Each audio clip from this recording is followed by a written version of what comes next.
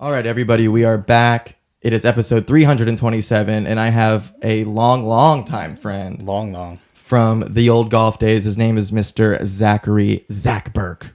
What's up? I'm so glad to have you here, dude. Dude, I'm stoked to be here, man. You're fucking ripped now. You got muscles. Yeah, man, I've been You got there. a cool haircut. You're crushing it. Oh, yeah, man. You live in Orlando? Orlando, bro. So you did the college thing there? I did, man. I did. And you're like, I'm staying here forever? No, I'm actually wanting to move soon. But yeah, no, I had my fair share in Orlando. Where do you want to move? I'm trying to figure it out, man. But I've lived it up in Orlando. You know, I've done my thing there, and it's time to, see what's next. Venture out. Venture out, yeah. What do you do? Like, what's your job? What did you go to school for type So shit? I went to school for marketing and psychology. Oh, nice. Yeah, man, they go hand in hand. I like for that. Sure. Yeah, no, it's what I wanted to do. I didn't want to do what everybody else told me to do. I wanted to do what I wanted to do. That's awesome. I got so many questions for you off air. Yeah, no, man. So I'm doing that, and I was in corporate for like a year, and it was just not for me. Yeah, I feel you. I decided to go out on my own, do some entrepreneur type shit. And now I'm doing some digital marketing service for businesses and then closing high ticket offers. Nice. So I'm doing that, trying to save up some income and then kind of see what's next. So you're just trying to be Mr. Self-Made. That's Yeah, awesome. man. I'd rather do it myself. Yes. Man. I work so much harder when it's just me. Yeah, and we live in the world where, like, there was a time where you really couldn't be self-made, and that time's over. Yeah. Like, obviously you could, but it was way more difficult. Now, Oh, yeah. you can cultivate a clientele on the internet. Oh, like, dude. because you can Yeah. show everyone your work. You used to have like a portfolio. Oh, yeah. And show people, and now you can just DM somebody, talk to them directly without man, having to go to their front door. The power of social media is insane, man. It's so sick. It was less than $1 billion in 2009, 2019. Now it's over $3 billion, and it's only growing. Holy moly. Yeah, dude. Jeezel. I did get off of Facebook, though. Yeah, no, Instagram where it's at, for sure. If you're trying to make some money, for sure, Instagram where it's at. It really is. Now, All I the way. think if I were to start selling shirts or something, I think Facebook would be really good because it's the whole spectrum of people. Yeah. Instagram doesn't really do well with, like, the older people. Everybody's on it, though. Everyone is. And it's so easy to use, and there's so many different elements to it. It just makes it the best overall. There are other platforms, for sure. But the bread and butter right now, at least at the moment, is Instagram. Especially with your background, you would know. Yeah, for Yeah, sure. exactly. Okay, so you said you remember the first time we met. I was trying to get to the bottom of it. What is it? Oh, dude. It's definitely a golf tournament. It was one of our golf tournaments, like when we were, like 10 years ago. I remember like it was yesterday. See, I feel like there's no way it was 10 years ago because I knew you before license. Like, I didn't have a car. I was getting dropped off. Yeah, you got dropped off at my house. You know what I picked mean? me up with the Scion. Yeah, I remember. Dude, I'm telling you, it's probably 13 years. Maybe. How long you been playing golf? Since fucking 9, 10, maybe earlier. So, when you played NFJG, was it the first year NFJG was a thing? It was one of the very first ones, and I think it was at the club course off Hodges. Windsor? Windsor. It was at Windsor. Yeah. That's where we first met. Yeah, They I think totally so. redid that course. I haven't played it. I haven't played it either. It was dope, though, for sure. It was, and then it got total crapville. It turned into crap Sylvania. Most courses do around here, man. Yeah, it does. Yeah. It's weird because there's just so many. But yeah, no, I remember like it was yesterday. We met, we did the gradual handshake whenever you tee off and shit. Yeah. And then you were up to tee. And then you hit the ball. Is you this kinda, the first hole? This first hole. Okay, You kind of slice it or some shit. Oh, yeah. And you just yell "fuck" and Oh, yeah. slam the club on the ground. And I was like, all right, I fuck with this kid. Yeah, It's dude. just like didn't give a fuck already. And I was like, all right, I can vibe with this kid. I definitely got in a lot of trouble for that, but it's so strange how I was such a little dick to myself. I was cool to everyone else, whatever. Yeah. But like now when I play, you'll never see that. Yeah. It's so weird. I mean, there's no expectations for It's when all I in play your now. head, yeah. Especially Yeah. with that fucking game, man. How many clubs have you broken in your life?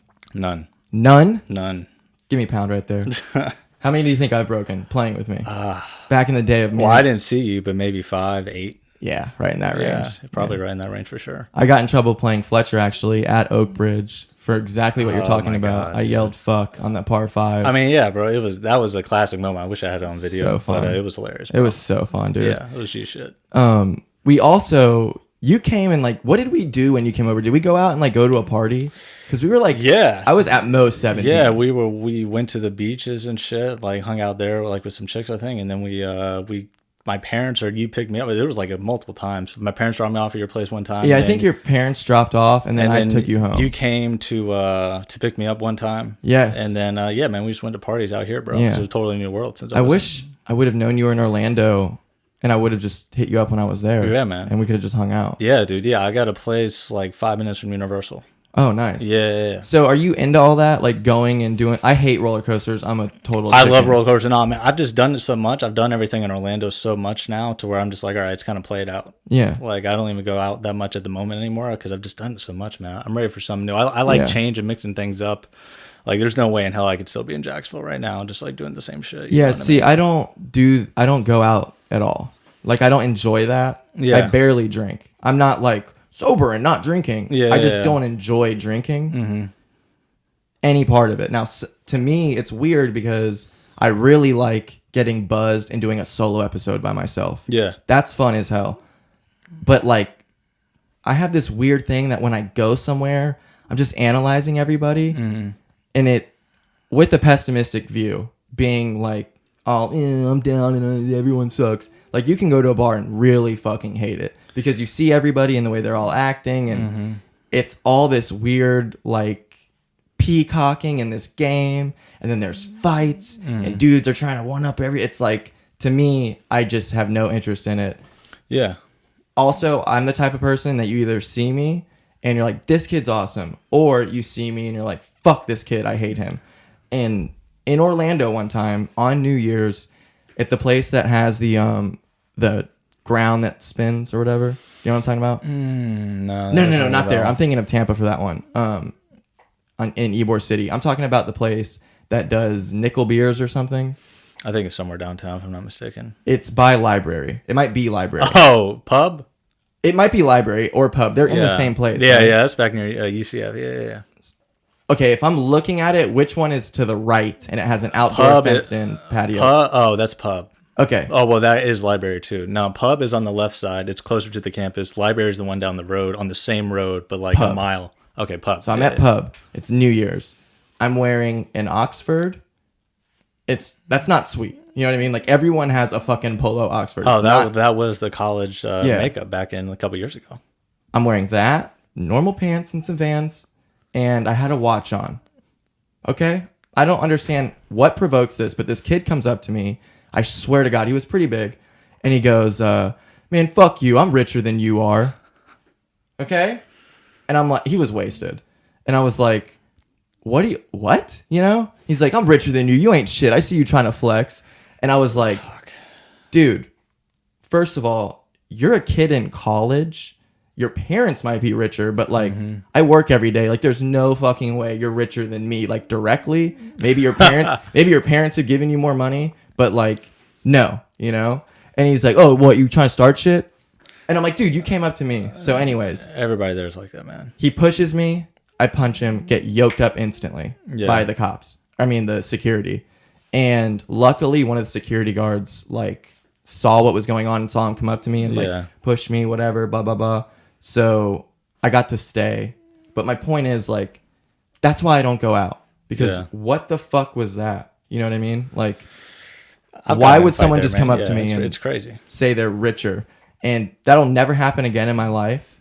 But that can only happen at a place where you're going out, drinking, surrounded by people. Yeah. It's just, I've done it. You know? Well, especially in the college atmosphere. That's definitely going to be there for sure. It's so weird, dude. No doubt. I would feel weird going out now. Like, I feel like you would just see, especially with these new lenses we see the eye through and this hashtag Me Too. Yeah. It's just like sexual assault everywhere. Not only that, especially here, man. It's just played out here too, bro. Like I can go to the bars here whenever I come in town, and I can tell you who I'm going to see there. And it's the beach bars. Yeah, it's just like how often can these people go to the same place and do the same thing and wonder what the fuck's going on? It's crazy. We're young, but obviously there's kids way younger than us. Yeah, they look young. Like when I was just having this conversation with somebody. No, chicks look older now, but the guys look younger. Like the guys in high school, they feel like they look like us in middle school. But the chicks, for these 18-year-olds, they're coming across, you're thinking they're 23, 24. It's almost kind of scary. Makeup has changed the world. Oh, man. Dude. It's like, revolutionized it. Even with, this is going to sound so mean, but like ugly girls from high school have figured out how to do their makeup now. and you see them and you're like, is that even the same fucking person? Like, well, I think that even without the makeup, I mean, majority of chicks from high school, either you get hot or they're not. Yeah. So majority of chicks, they either got good looking or they let themselves go and they look like ass now. So it's kind of funny to see all these chicks and how they look now. Especially. And the hot ones that let themselves go. Oh yeah, no, it's almost laughable. It's like, damn, how the hell did you let that happen? I saw a girl who was I can't say this. You know, there's like superlatives. Yeah. She was thought to be the hottest girl. Okay. Yeah. And I guess she lives around here because I was at Publix. And I always have headphones in just because I don't want to interact with anything and anyone. I'm just a total fucking psycho. So I'm listening to a podcast, not paying attention. And I'm walking down like the soda aisle. And I look up and she's maybe double the distance from us. And she was like looking at me. And as soon as I looked up, she knew she looked like shit, you know? She went from being very attractive to I just saw her. Mm-hmm. And I had to double take because I didn't believe it was her. Yeah. She still has the body, but eat her face. Like, some people age quick, dude. And maybe she was always wearing makeup, and this time she had no makeup on, so you could really see it. But it's just strange to see aging affect people. Oh, it does, man. It's everywhere, because we're not even 30, dude. Yeah, we're under 30. I'm 27, you're 26. Well, yeah, I mean, majority of America fucking has a horrible diet. They let themselves go. Yeah. It's crazy. People don't take care of themselves nearly. I mean, 90% of America is overweight. I'm just skinny fat. Even just to be skinny, you're still sticking out. It's just crazy, dude. When did you get into all this, the health stuff?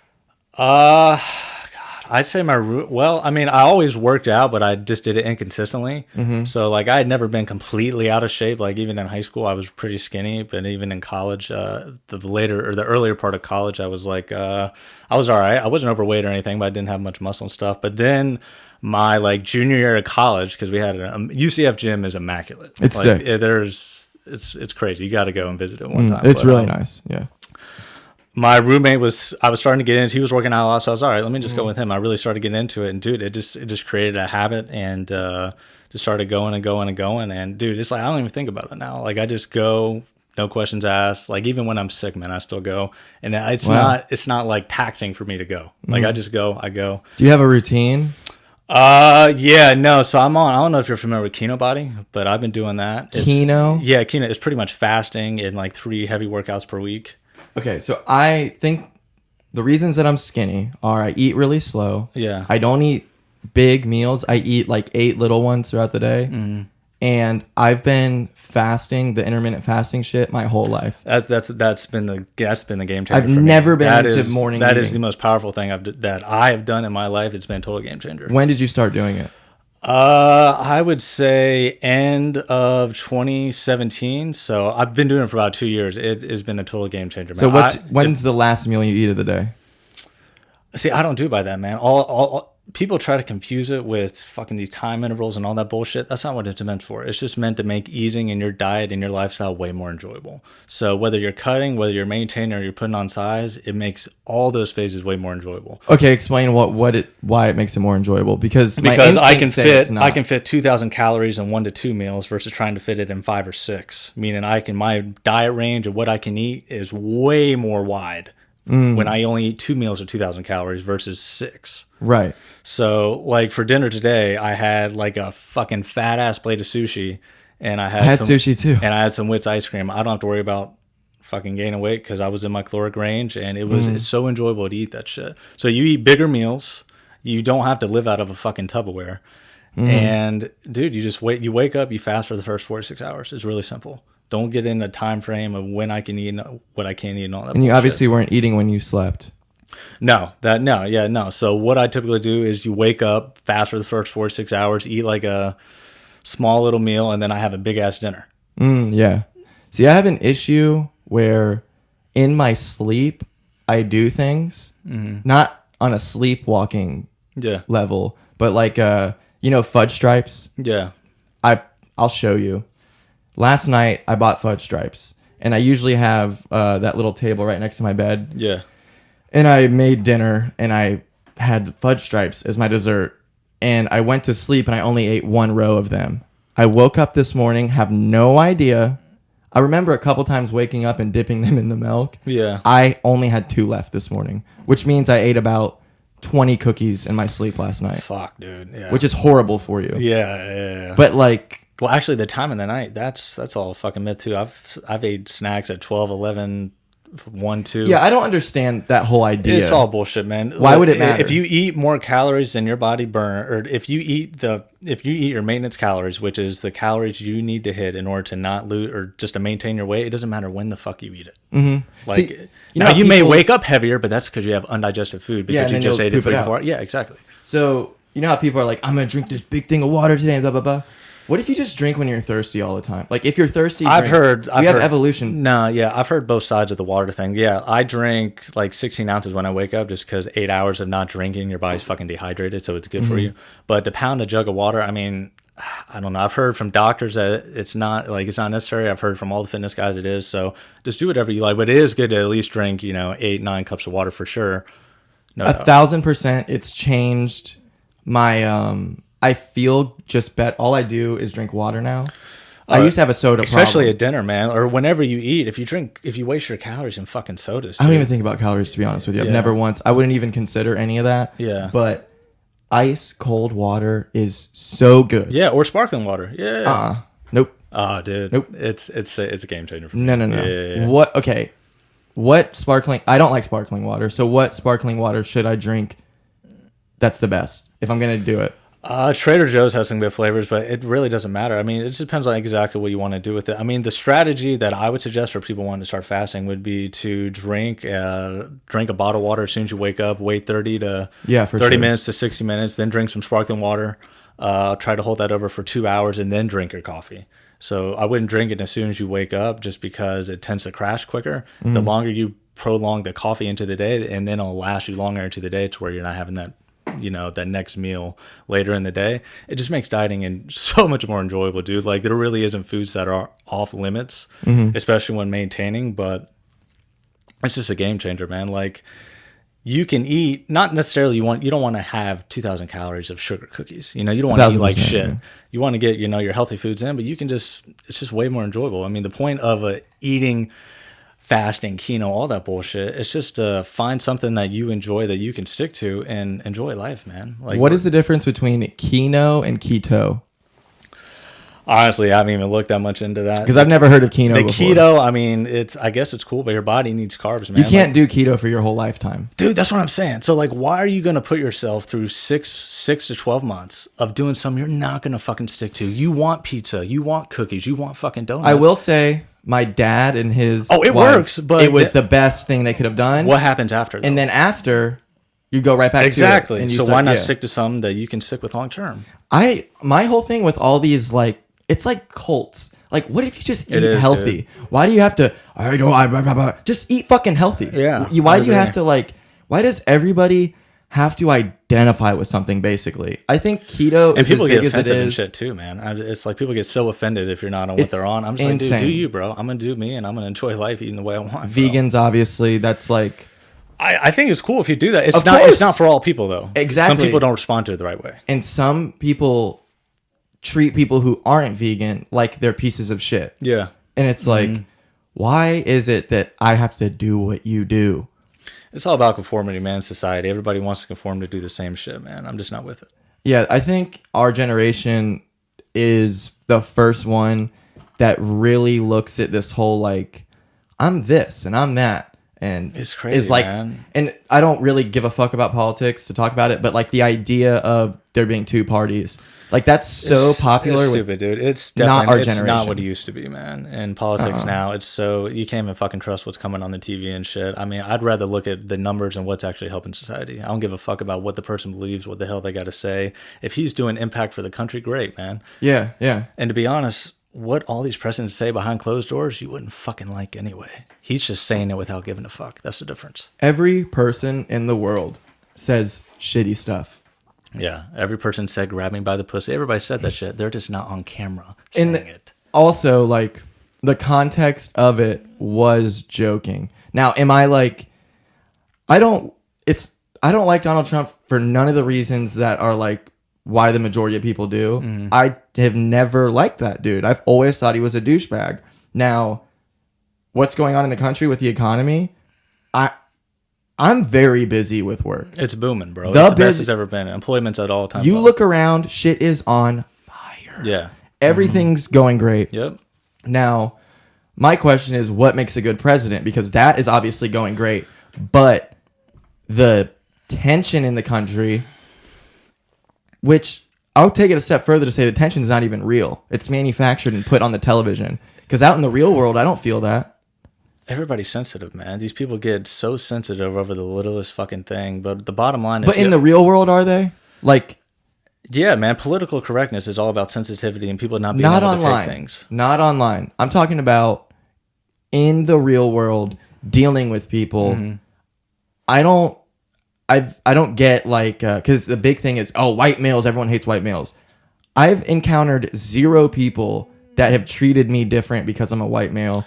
Other than one who came on this podcast and it was documented. I can see the whole race thing in certain societies and in certain cultures and businesses, but I don't think me and you are ever going to face something like that.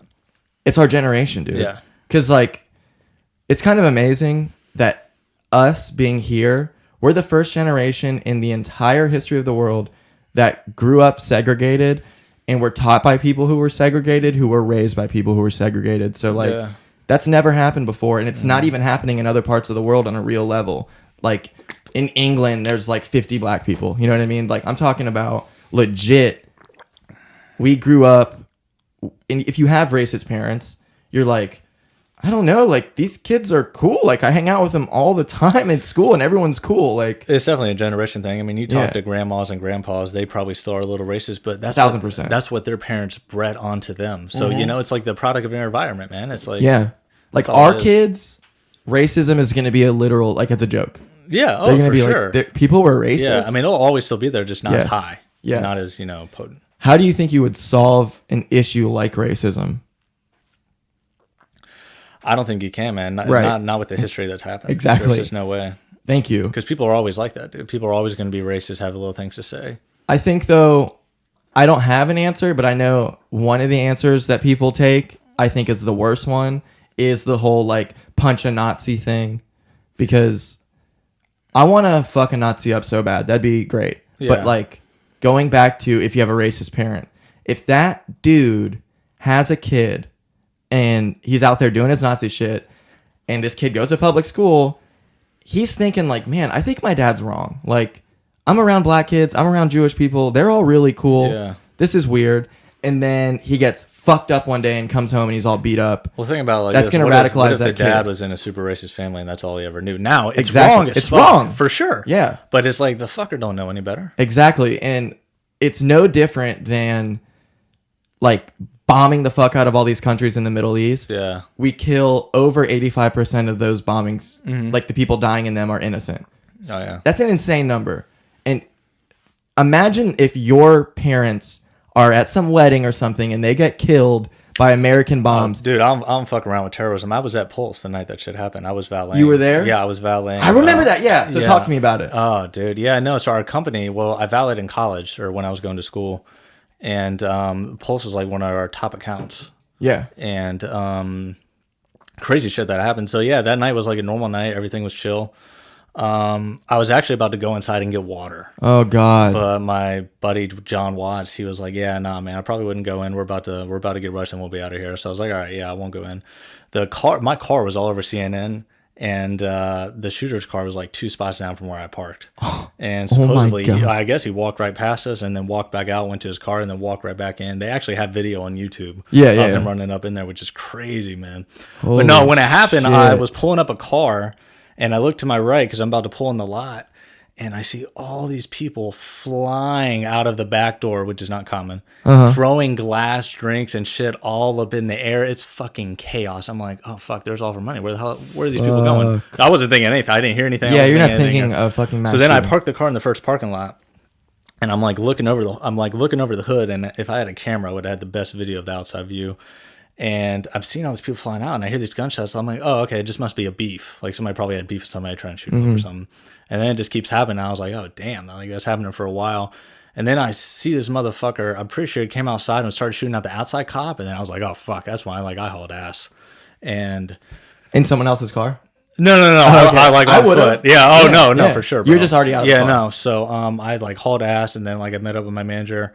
We were like looking around. People were fucking coming out bloody and shit. Yeah. And I was just like so on edge because somebody said there was 2 shooters and that one of them got out. So I'm like looking around like, fuck, dude, what the hell do I do? It was just fucking chaotic, man. I've never seen so many cop cars in my life. Mm-hmm. I looked down Orange Avenue and I felt like I was having a seizure because there was so many red and blue lights. Yeah, that shit flickering. will fuck you up. It was insane, bro. Yeah. It was nuts, dude. And my car was in the back lot and my phone my phone and my keys were in the valet drawer right outside the front door. Oh god. So I went a week without all that shit. They finally gave me back my car. Yeah, that shit's locked down. And my keys, but they kept my phone.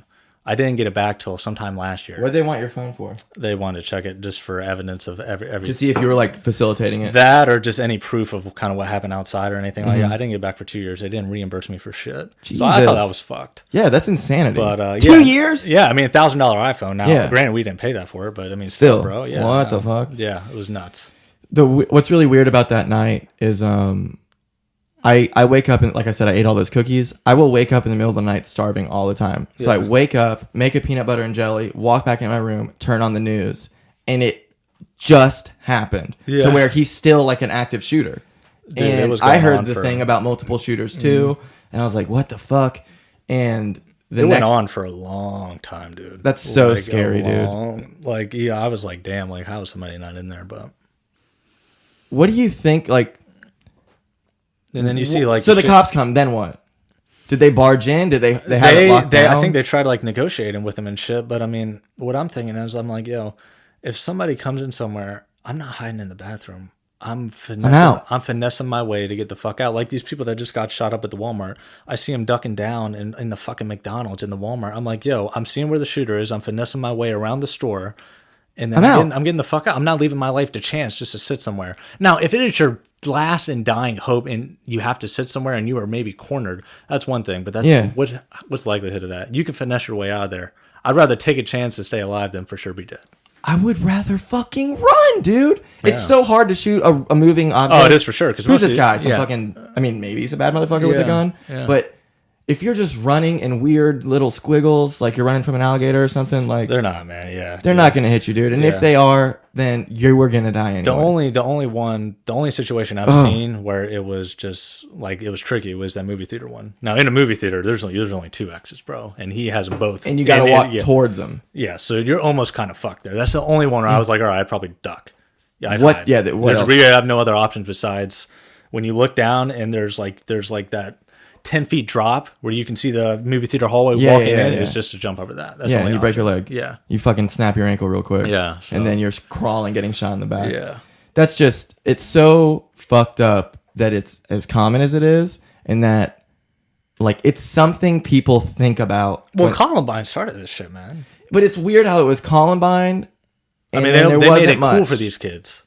Yeah, so that is something. It is like glorified in the same way that like drugs are glorified. Well, yeah, like they want to be remembered. Obviously not good, but there is this like thing. You get your name on the news and all this shit, and like to us insane people, it sounds absolutely ridiculous that you would want. Well, yeah, to be they known just reverse it. They're like, man, I'll be known forever. I'll be in the history books. I'll be remembered for something because my life has no meaning at this moment. So, do you think that they should not say the person's name on the news and stuff? Yeah, I mean, I probably wouldn't, man, because if you started doing that, maybe they wouldn't want to do it. Right. Maybe just show his picture or something. I have no idea. Yeah, I don't. It's just this weird thing of like, what does it do to say who it is? Well, so what people bitch about now, blaming the president, I'm like, dude, that's not his fucking fault. No matter who's in office, nobody can stop that shit. And if you ban guns, people, it's just like drugs. They're going to find a way to get it in. They're going to find a way to get them, and they're going to shoot these people no matter what. And what they also don't understand about blaming the president for everything is that they are creating more Trump supporters.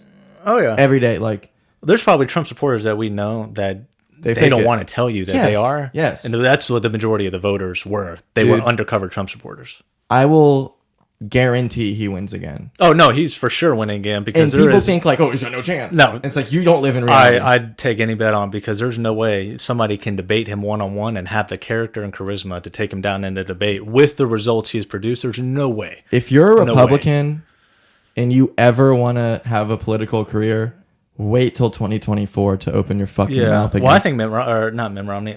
Rick Scott's going to win it then. In 2024? Yeah. I was about to say, because after Trump, no one's going to be able to take it. Oh, yeah, no, dude, that's what I'm saying. Imagine going into debate with Donald Trump. The only reason Hillary somewhat lasted was because, he hadn't proven anything yet. But look what he's proven now. So here's the difference, I think, is people reluctantly voted for him. People liked him, obviously. But it was always like, I just won't vote for Hillary. It's the lesser of two evils. Well, yeah, the Comey shit fucked her up completely. Now, people are like invigorated by Trump and support him like 1,000%. Oh yeah. Like it used to be like, well, he's not my first choice, but he's better than Hillary, and like we'll see. And now they're like, this dude's the fucking man. Yeah. And that's, if you're listening to this and you're like, that doesn't make any sense, blah blah blah. He's a rapist. The people who vote for him do not think he's a rapist. Quit thinking that these people are evil and racist and all this stuff. They just want to... I don't even look at that, man. They're Republicans, basically. I think he's a badass, man. Now, does he say some shit and do some shit I don't agree with? Of course, everybody fucking does. But point blank, period, he gets a fucking job done, man. And that's what we need somebody to do. We don't need somebody to feed us these lies and this political correct bullshit. We need somebody who's going to get in there and get the fucking job done, period. And that's what he does. I just don't see what... I'm not in it to try to have a relationship with him and to fucking agree with him on everything. Does he get the job done as a president? Does he serve our country the best and the economy? Yes. Mm-hmm. Case closed. The whole... Like I said, though, these people just blaming him for everything. Like, I have nothing better to do with it. It's not helping you. No, it's not. No. Like this girl, oh my God, she told it to me bragging. And she was like, yeah, the other day I saw this lady with a Trump sticker on her car. And I honked my horn and I gave her the finger for like a mile. And we pulled up to each other at a red light. And I got next to her and I saw she was crying. And she goes... I was like, oh, wow, I did something today. I accomplished, like, making a Trump supporter cry. And I'm like, bitch, do you even understand what the fuck you just said? Like, that's just stupid, man. Now, let's put a Bernie sticker on her car, and some dude is flipping off some old Bernie supporter and honking the horn, and that dude starts crying. Like, would you like that? And she's like, well, no, of course not. But these people are supporting a rapist. And I'm like, they don't think he's a rapist, dude. Well, it's not even that. It's the whole immigrant thing, man. And just, it's like, I don't see what people understand. Like, if he's not allowing illegal people to come in the country and kill people, he's not saying he doesn't want immigrants to come into the country. They don't care about what he's actually saying. Well, that's exactly, man. And it's just like, stop creating this bullshit. It's just two different worlds that exist now. Literally, there's two truths. Mm-hmm. And both of them are fabricated and wrong. A little bit. I agree. Some more than others. But it's like, literally, like that girl, I started talking to her about stuff. And I was like, do you know about this and this? She had no idea. No fucking idea. She didn't know the DNC rigged it for Hillary and fucked over Bernie Sanders. And it's like, how did you... Dude, they probably turn on CNN for a couple of days straight and that creates their mindset. Then they fucking turn Or Joe Biden, you know how he was like... Dude, I don't talk to my son about business. I can't wait to see. The presidential debates are some of the best TV of all time. That Trump-Hillary debate was gold. It's what he's done now. Like I said, I don't think I honestly think there's other people who could be doing a better job. I don't know who they are. I just know for a fact there's somebody who could be doing what he's doing with the economy and also not have the other side of the country hate him. There probably is, but guess what? It doesn't matter. That's not what's happening. Yeah, and exactly. Those weren't the options left on the ballot. Exactly. And what he's done, though, is everyone's paying attention to politics. Now, keep this in mind. What he's done with half of the fucking Congress not for him is still amazing. Now, imagine if they were Well, it was the same thing. Like, Obama had no Republic. It's literally... Tulsi Gabbard was saying this in the last Democratic debate. Or something. It might have been in an interview she did right before it, where when she got her first day in Congress, it was, even if you agree with what the Republicans put up, don't vote for it because... we want us to come up with that. So we'll shoot that down. We won't get it passed. And then we will propose it again and it'll get passed, but we'll get the credit for it. Like everything's this big game of if you're on the left, fuck the right. I think who's ever the best, man. Now, if the Democrat has some fucked up views and shit, then yeah, so be it. But who's ever the best candidate. Whoever's the best candidate. Yeah. And what's really weird to me is just, like I said, there's two worlds where... how are you not able to see it, like this bias? There's so many people who don't see any bias in what they get. And the big thing with the internet, it's super cool. There's all this information, but like if I send my dad an article that I'm sending to change his mind on something or whatever, it has no merit.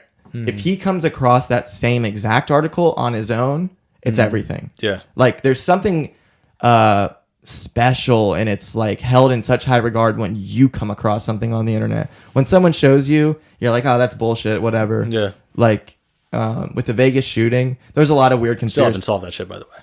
It's the weirdest thing ever. They just let it go. There's no explanation of why. And I remember when that first happened, I was like, there's something not right with this, blah, blah, blah. And my dad was like, I don't know about that. It seems like, what are you talking about? Conspiracy theory shit? That and the Sandy Hook. Those are the most suspicious ones. Yeah. He found some stuff that was weird about the Vegas shooting. And then he starts talking to me like, dude, this is like a conspiracy. And I was like, I was just saying that. Yeah, I've heard that in 9/11 were for sure. Oh, yeah. I mean, the 9/11 thing, here is all you need to know. They found the terrorist passport. All of them. Their passports were found in the rubble. Get the fuck out of here. The people who ran their fucking planes into this World Trade Center, their passports. They found their passports. How? Well, yeah. I mean, you look at the plane go into the building, it's all the way in there. When you freeze it, the plane runs into the building. You cannot see the plane for a split second because it got all the way into the building. So everything was engulfed in flames. Yeah. You're incinerated. The fact that they would... Well, they flew here. You know, they test flew all throughout in Florida. Yeah. Yeah. They're going to strip clubs and shit. My thing is the audacity, and they were right to do it because people believe it, to actually think people are going to believe, oh, yeah, the passports fell out of their pocket, found it in the rubble. Yeah, dude. I don't know. A-okay. That's sketch, man. There's no way. What's the likelihood out of all that rubble? I mean, 0. We're talking millions of pounds of that shit. Beyond the rubble, they were in the plane that blew the fuck up and was on fire. Yeah, man, I'm not buying it. The fire in the official story, the fire is so hot that it melted the building down and it imploded on itself. Yeah. But it couldn't burn passports. At the main part of the fire, it's not like these passports were in the cold area and it wasn't on the first floor. It was where it happened. It's in the explosion. Sketch, man. And people just eat that shit up, you know? There's all these other buildings. There's Tower 7, there's Tower 6. 2 other buildings that went down that have nothing to do with it. I mean, people eat anything up, man, that's on the media and on TV and shit. They believe anything. That's probably why half the Trump shit is where it is because they believe everything on fucking CNN. We don't, though. Yeah. No. Our generation doesn't. And that's what... There's definitely some. But if you looked at, like, percentage of people who... even watch just CNN. Now nobody trusts the media after all the Trump shit. It's about time. Yeah. You know, that's the thing. Like, if you hate Trump, at least be happy that everybody's paying attention and a lot of true shit is coming out about the media being bullshit. And that's huge. Because most presidents, not a lot gets done positive. Fuck no. It's all war shit. And now, do I agree with everything? No. Yemen is in a horrible state. He's doing... We're still supplying them. We're still supplying Saudi Arabia with shit. Like, it's not perfect at all. But, like, every single thing is not his fault. And to make everything his fault, people are logical and realize that that's impossible. It's the only thing they got. They can't fucking pin him on anything else. Why don't they just... Instead of trying to blame him, why don't they start trying to... Like how Fox News... pushes Trump. Why don't they start pushing Democrats and shut the fuck up about Trump? I agree, man. Stop with the fake bullshit, dude, because it's old. What's really... But it gives ratings. That's why. It gives ratings. What's fascinating to me is I worked for these people who... Okay, this is really hard to say. I'm just going to say they worked for the government in a very high up position. They were watching not even MSNBC religiously and like... hated Trump. This is when all the Russia stuff was going on. They were like, oh, he's definitely going to get impeached, colluding with Russian stuff. And these are people involved in the government. And it's like, what are you... You're watching MSNBC and taking it as gospel and you work for the government? Like, that's odd. How do you not pay... And this is like a high up person. This isn't like some grunt person who doesn't know what's going on. Yeah. Like this person just got a medal when they retired and a bunch of nice shit. Like it's weird how the older generation is so biased. We're not really. Fuck. Like there is something that could come out about Trump that you would be like, okay, I can't fuck with him anymore. Yeah. That doesn't exist with like when Obama was president. He like how Trump basically said he could go into Times Square and shoot somebody and he wouldn't lose any support. There's truth to that in the older generation. I actually didn't know he said that, but that's kind of funny. Exactly. Dude, he is so fucking funny when he's like talking and doing his like speeches and stuff. Dude, he just doesn't give a fuck, man. He just says what he thinks. And those are the kind of people I fuck with because I know I can trust them. When he tags shit, when he says something, like he said, did you see the Biden video? Which one? Where he shows Biden with the and with the Nickelback song. That was so funny. I died, dude. He's like no other president's doing that. I'm gonna be honest with you. He gets on my fucking nerves because he does lie a lot about the dumbest shit. Like he lies about little dumb shit like numbers and stuff. That is just like, dude, you're the president. Why are you? Who gives a fuck? Yeah. Who gives a fuck if your inauguration was bigger or smaller than Obama's? Like it doesn't fucking matter. That's his like ego. I think he's got a big ego, which you have to have that job for sure. Yeah, but no doubt. You know, it's just I lost what I was saying, but he's funny. I was listening to him talk about something, and he's like, "And Beto O'Rourke, that dummy." Like, that's nobody in the history of politics could just start ripping people and calling them names, and people cheer and stuff. Like, and then he tags stuff. The best things Trump says are when he's reading something.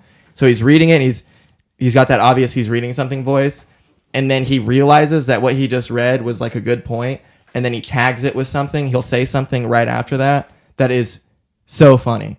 Like he's so good at tagging things that are boring that he just said and making them funny and interesting. Well, he always gets his point across, and he's excuse me. You can watch in his interviews whenever somebody's like starting to attack him or say the wrong thing, he'll be like, excuse me, then he'll get his point across. Yes. You can never outpoint across him, which is insane. No other person I've seen can do it as well as him. I mean, he's totally a dominant figure. And he's very aware of what works, because like this shouldn't work, but it does because everyone's so tribal. So like when somebody calls him out for something, he goes, "Oh, well, Obama," like with the executive orders. Remember when he started doing executive orders? Yeah. And everyone was like, "Oh my God, he's a fucking tyrant. He's a dictator." Every president's used them and done them. And he said that. Now, for some reason, he's saying that because he knows that it makes it right. Like when bad things happen within the Republican Party, his answer is, "Oh, well, the Democrats did the same thing." And for some reason, it works. Like, it shouldn't make it okay because the Democrats did the same thing. It's a dumb thing. Like, executive orders are stupid in what our country is. Our country is supposed to be extreme checks and balances. And an executive order is just like, it still needs to be checked and approved, but it's a shortcut. And we're supposed to have a government of no shortcuts. So the fact that the Democrats did it, that doesn't make it okay with me, but it does for other people because they're so tribal. It's like here's a problem, and instead of fixing it, well, this has just always been a problem. This is just how it is. This is the problem. Yeah, so the follow the herd mentality. This is just what we're gonna do. Sorry, this has always been a problem. I'm not gonna fix it. It just is the problem. Yeah. And that to me is where I think he could be smarter. Like if he was really like intellectual. So my theory on him, okay, there's people who are autistic with like extremely high IQs and no social skills. I think his social skills, like his EQ, his emotional quotient is so high. I think if you're in a room with Trump, even if you're one of these people who hates him, you're going to walk out of there being like, wow, he was making me laugh. He was cool, blah, blah, blah. I honestly don't think he's an idiot. I just don't think he's that smart. In his diction, the way he talks, he reacts to everything. Like when you're listening to somebody who's really smart, they think about what they're going to say and then they say it. He's very like boom, boom, boom, boom, boom. And that's what gets him in trouble. And that's what people love about him. But I just think that he's so good at knowing what works for who he needs it to work for. Do you know what I'm saying? Well, when you look at his campaign, he had it was build a wall, make America great again, and all that kind of shit that's going to hype America up. And he just stick to those 3 principles, and he made it work.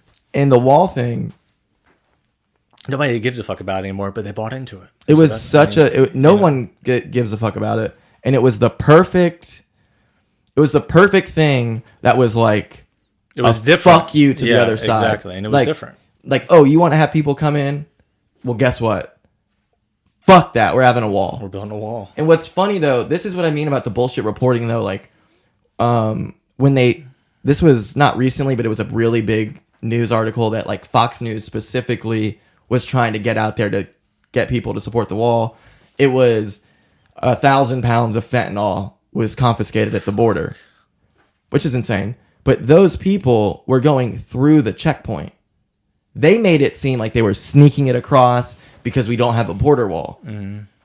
That's not what happened at all. Those people were going to get caught with or without a wall because they're going through the checkpoint. Like, it's not like we're building a wall and there's going to be no more checkpoints. Like, people are still going to be able to go to and from. So they fabricate everything to make you think, oh my God, these people are crossing the river with 1,000 pounds of fentanyl in their backpack. No, it was in a car coming through the legal way, and they just got caught. And that's what Mac Miller just fucking died for fentanyl. That's right? What I went to rehab when I was 19. Let's say I had 12 like friends. 8 of them are dead, all from fentanyl. That's crazy. So many. Like, have you ever seen the amount of fentanyl it takes to overdose versus heroin? No. It's scary, and they're putting it in coke like. Nowadays, it sounds like so Dare and Nancy Reagan, but just, you shouldn't do drugs. Like, coke has fentanyl in it, and I know a kid who overdosed. First time doing coke in his life. So is if you have any of it, you're dead? Like the smallest amount, or does it have to be a certain amount? No, I mean, it's different for different people. Like, when I tried to kill myself in June, I was sober for a little bit, so I thought my tolerance was gone. Yeah. And I did fentanyl, but it didn't kill me. If you were to take even half of that, you would die. Jesus. Here we go. Look at this. So, come on. Look at that picture. That is absolutely insane. Oh, yeah. Wow. There's like none in the bottle. There's like none in the bottle. Yeah. I'm going to show the camera just to for the people on YouTube. Look at that shit. So basically, for the people who are listening and not on YouTube, which you can go to YouTube, search CJ Couch Talk, and you will find this episode. It looks like you had 15 grains of sand versus like 1,000. And oh, okay. Well, yeah. In that case, yeah. Fentanyl being the 15 grains of sand. Yeah. Like, okay. And they're trying to make stuff stronger than that. And I do understand because, like, my mom, when she was dying, she was on fentanyl. She had like a fentanyl patch. She had all this different stuff because she was dying of cancer. Yeah. And there's all this, but like, what are we doing here? You know what I mean? Like, and what's really weird, we're gonna get into conspiracies.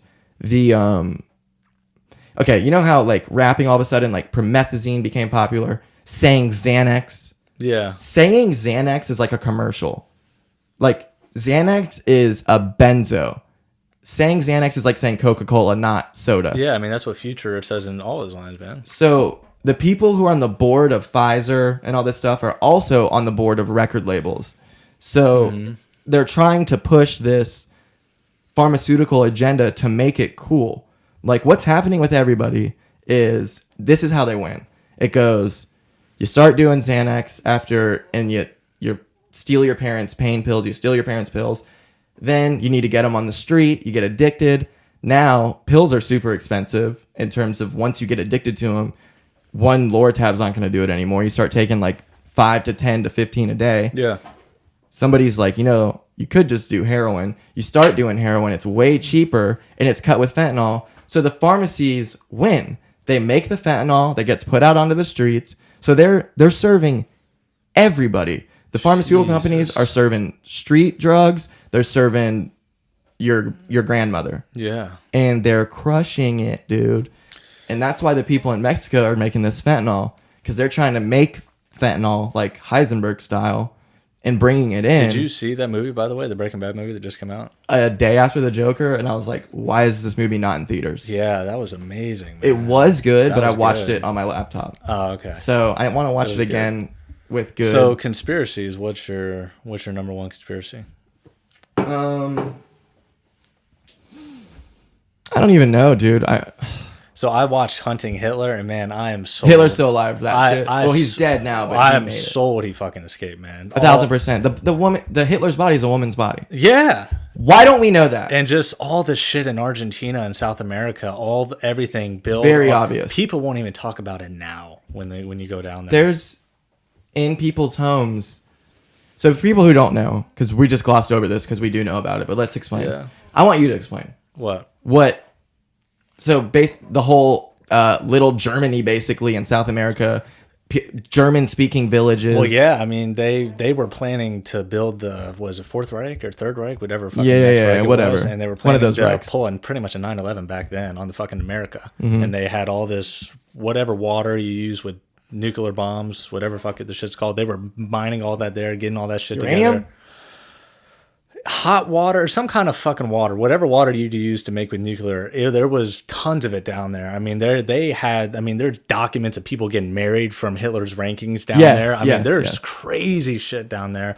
There's all these fortresses. There's all these perfect hideouts of houses in the middle of fucking nowhere. Like you would never guess they were there, and they're perfectly built with all these German artifacts and all this shit. Like it 100% was emotion. The number one thing for me that has me sold on it was right outside his base. They actually just discovered it not too long ago. There was a fifth tunnel exit from the bunker that they just discovered.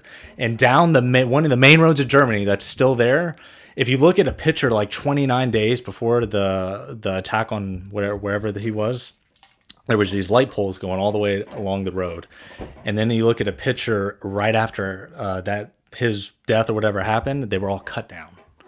And a plane fits perfectly. Yeah. So he flew out that bit. Yeah. I mean, it all makes sense, dude. And just with all the history, I just don't see a guy like that dying in a bunker.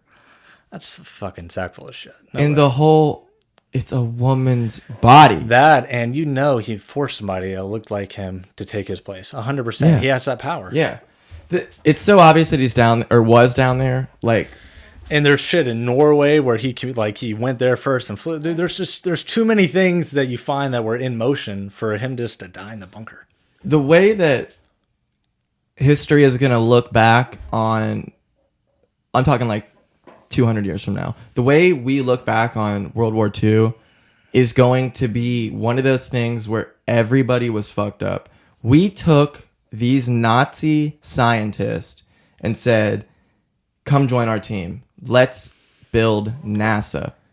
NASA was started by motherfucking Nazis. Oh, dude, the engines, the best engines nuclear are made bombs, in Germany, bro. everything. Like, Sam Tripoli says it, like, we had an expansion draft with the Nazis after, and the only ones who faced trial and all this shit were the ones that we didn't need them for anything. Like, von Braun created NASA after being a Nazi. What the fuck is going on, dude? Like, dude, let me just put it this way. Why don't we have cool scientists? I valeted a guy's car one time. It had over 500,000 miles on it. It was a fucking Cadillac. And he was bragging about when he came in. Whenever he came out, a Cadillac, or do you mean a Volkswagen? No, a Cadillac. Bro. That's American. No, I know, but check this out. So a guy came in, over 500,000 miles, a fucking Cadillac. I'm like, dude, what's the fucking secret? So let me tell you something. I didn't have some dumb fuck make it in Ohio or wherever the fuck the GM thing. I had a German engine is what's in it. Boom. I was like, boom, dude. Like, the smartest motherfuckers are in Germany. I mean, why do you think that is? They're just way more superior when it comes to engines and science and all that shit. They're just ahead of us. I don't know how, but it seems like they are. It is weird because, I mean, they make great cars. Oh, yeah. The NASA shit, they were doing that way before we started. Exactly. They're building rockets. I mean, it's crazy. That's why we took these motherfuckers. Yeah. We're like, we don't get this. I don't know how they have it, but they do. It's all the stuff that Hitler did. I mean, building the city under the city and everything. Like, his vision was so grandiose that it never even could have gotten as far, because it was so grandiose that if you didn't have those people working for you who knew, like, we actually could make that happen. You know what I mean? Well, not only that, but like he would have failed because it was he had too the whole grandiose. country behind him. But what Hitler taught us or showed us was that if you say a message with such conviction and such certainty, people will believe it, no matter what it is. Yeah, and that's exactly what the fuck happened. It's so dark, dude. Like, it's interesting shit for sure to see just how it's people like follow magnetic him. though. Yeah, we're so drawn to it. Well, he's a great speaker. I mean, he's a fucked up person, but he's a great speaker. Yeah, that's most of them are. Fucked up people are good speakers. Obama was a great speaker, but he had no fucking experience. He was so good at speaking. I mean, let's bottom line this. He got the presidency because he was black. The black votes were skyrocketed in 2008. It was insane, yeah. Unlike any other year. And that's why he got it. And he was so charismatic that, like, listening to him was, like, entertaining. He can talk. In the best of what you're like, wow, this dude can really say some shit. And that's why I got it. Perfect. Mm-hmm. He wasn't like when Trump is reading something, it's very obvious that he's reading something. I think because I did it one time, I played an Obama speech and a Trump speech right after each other. Yeah. And it made Trump seem so stupid. But there are two different ways of going about it. There's the I'm going to say everything precise and perfect and show you how well my diction is and I'm so educated.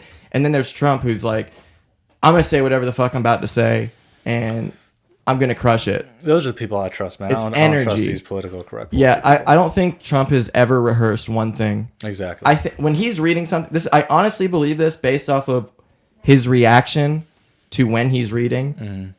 I don't think he has read any of those things until he is out there. And I don't blame him. That's how I would want to be. Raw and real, man. As you see, we're just going here. Yeah. I don't like the whole, let's ask you this question, blah, blah, blah. You can feel it because he goes from reading something, and like I said, he will say something. He said shit and been like, "Oh, that's a good point." Like in the middle, like you just said it. You know what I mean? Like he said, you can tell that he's hearing it for the first time, just like we are when he's speaking. Yeah. I'm not saying that's a bad thing. I'm not saying it's a good thing. I'm saying for him, it works because it's the stuff that he says after that is powerful, or when he laughs at something, or when he calls people out. It's never happened before on a real way. And now you see the Democrats trying to do it in the debates, like calling each other out. Oh, yes. They can't do it near as good, number one. But that's why people voted for him, is because he's not saying this political correct bullshit and feeding us lies and all these promises that they surely aren't going to fucking hold. Exactly. I got to go pee and get some more water. Let me press pause real quick. Do you want a water? I'm good. Okay, we are back. So you saw El Camino. Breaking Bad movie. It's good shit. 4 out of 5 stars. I mean, how many out of 5 stars? I'd probably give it 4.5. I like how they kind of had the same ending as with Heisenberg. Mm-hmm. I thought it was cool. And I was shocked they made what they made out of it. Like, that was, he just kind of pulled the shit out of his ass, made a unique story out of the series that was already had a perfect storybook ending and made it what it was. Mm-hmm. You might need to come towards me. There you go. Okay. See, I saw it the next day after Joker, the first time I saw Joker. Yeah. And I watched it on my laptop, which was a mistake. I think they need to do a theatrical release of that movie. Yeah, to watch it on TV so you can see, because there's a lot of details to pick up on. Yeah, and Vince Gilligan's a genius at directing. I mean, I know it's shot really well. And I want to know, was that scene with Heisenberg, I want to know if that was actually filmed recently or that was just old footage. Probably filmed recently. Okay. Because he's not listed on IMDb in the movie, I don't think. Really? I think they did that because, like, as a secret thing. Okay. Like, oh, he's going to be in it? You know what I mean? Yeah. Now, I saw Joker, and that is my favorite movie of recent. Some celebrities said it was the best acting performance they saw. And now, I'm not disagreeing. That's just a pretty big title. I agree with him. Whoever said it. I assume it's a man because I'm a man in the No, I think it's up there for sure. I mean, what's better? I'm not saying there is something better. No, I know. I'm saying, like, what are your top acting performances? Oh man, that's tough. I don't know. I'd say I more have like top movies, but top acting performances. I mean, yeah, it's definitely. I'd say it's up there, man. I can't think of anybody who's blew me away. Matthew McConaughey in Interstellar was really good, but I can never take him serious. Yeah, see, that's why he was good, because I took him serious in that movie.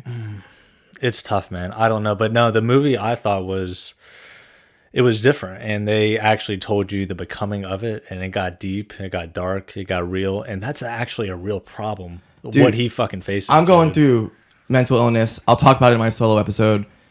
The first like 20 minutes of that movie it wasn't hard to watch, but it was so relatable. That's what makes it good to a broad audience, is that so many people can relate to that. Versus the normal Joker, it's like a small amount can maybe relate to doing some crazy, stupid shit like that.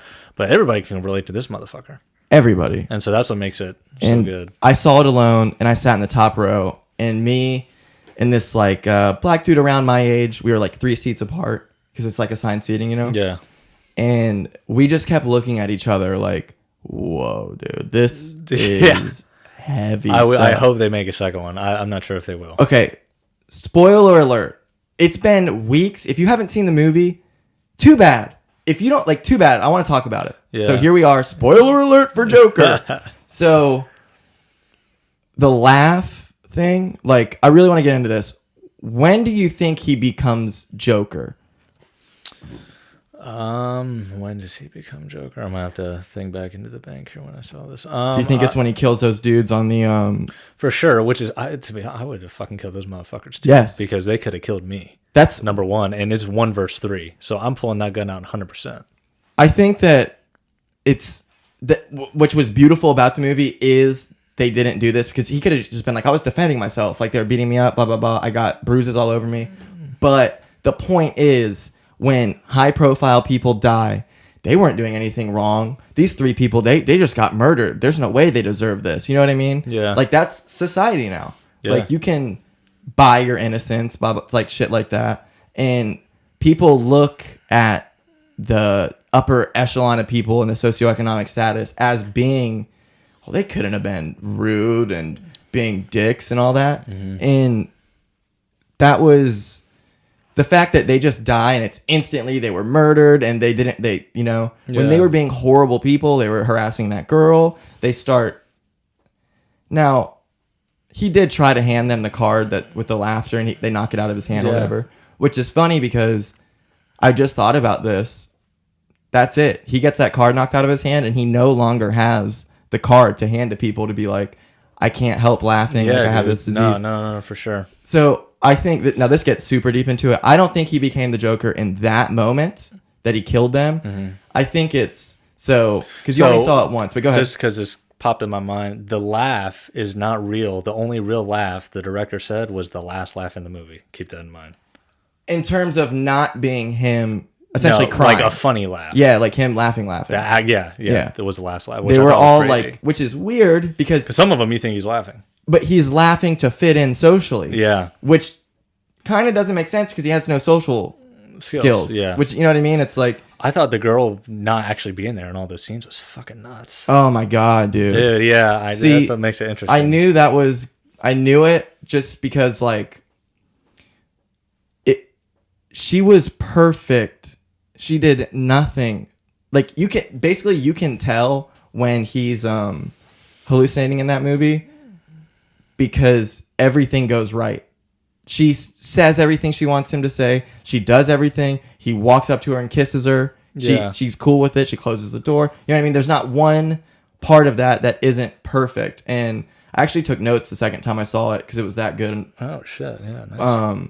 But I think he becomes the Joker. So he kills the dudes, and then he chases that other guy, kills him, and then he runs, and he goes into this weird bathroom. Yeah, and they dance in the bathroom. Yeah, that's when he becomes the Joker. Oh, for sure. Because he gets in there, and he's got all these emotions, and he's in that bathroom, still Arthur. And then he gets this realization that I don't actually feel guilty. Like that social laugh thing he does where he knows... Like, oh, I should laugh in this situation. I think he's like, I should be feeling bad in this situation. He's running, and he gets to where he's by himself, and he's like, I actually don't feel bad. Yeah. I feel great. I agree. And he starts dancing, and that's when he starts hallucinating, because the next thing is he goes and kisses that girl, which it was crazy. Obviously wasn't real. Yeah, no. What's the worst part of that movie to you? Other than De Niro's acting. Which, yeah, I mean, they could have got anybody for that. I'm not saying he did a bad job, but I think it's actually funny. So De Niro wanted to do what's the thing, like read everybody, you read the scripts before you do the movie. Oh, table read. A table read, yeah. And Joaquin didn't want to do one. So they had this big ordeal. I love that. They had this big ordeal. Like he was saying he doesn't want to do one. He was saying he did. So finally, Joaquin just gave in and did it. But I guess they didn't talk that much on set. I can't see Joaquin Phoenix liking Robert De Niro at all. Yeah. At all. Like I see him respecting him or whatever. Yeah. But do you like how much do you know about Joaquin Phoenix like growing up? Not much, but I loved Walk the Line, and So that was a brilliant performance, and that was kind of dark too. So that's why I knew he would be good in this, is because did fucking excellent. That was kind of a dark role. Did you watch Parenthood? Remember that movie? No, you never saw. I watched We Own the Night though. He was in as well, which that was a really good movie too. Parenthood is when he's a kid, and he's the kid who like. So you never saw Parenthood? No, I don't think I did. May just not pop in memory right now. Well, basically, like in that movie, he's a child. And he plays like the deepest role as a fucking kid who he lives with his mom, but he doesn't. He wants to live with his dad. Yeah, and it's like he does such a good job. And he was a kid, dude, like doing a really good job. But his family was part of the Children of God cult, which they like fuck children, like children of God. Like it was like the beauty of children, and they're naked and stuff. And the parents eventually got out of it, but they were homeless. That's crazy. Like he grew up really insane, like not insane, but in an insane situation. Did you see Once Upon a Time in Hollywood? Yes. What'd you think of that movie? I thought it was amazing. Now, when I'm watching this movie throughout the movie, I'm like, it's okay. But the ending exactly made up for everything. Exactly. That was one of the funniest endings of all time. I think it's amazing. And that made the movie. Now I look back at the movie, I'm like, oh, that was a great movie. Just because of the ending, the last 45 minutes. It's the movie itself, like what's going on in it. It's amazing in this different way of like, it's beautifully shot. It looks awesome. Like it looks really good. Like the movie, the aesthetic of it. And it's amazing in that you actually feel like you're in that time.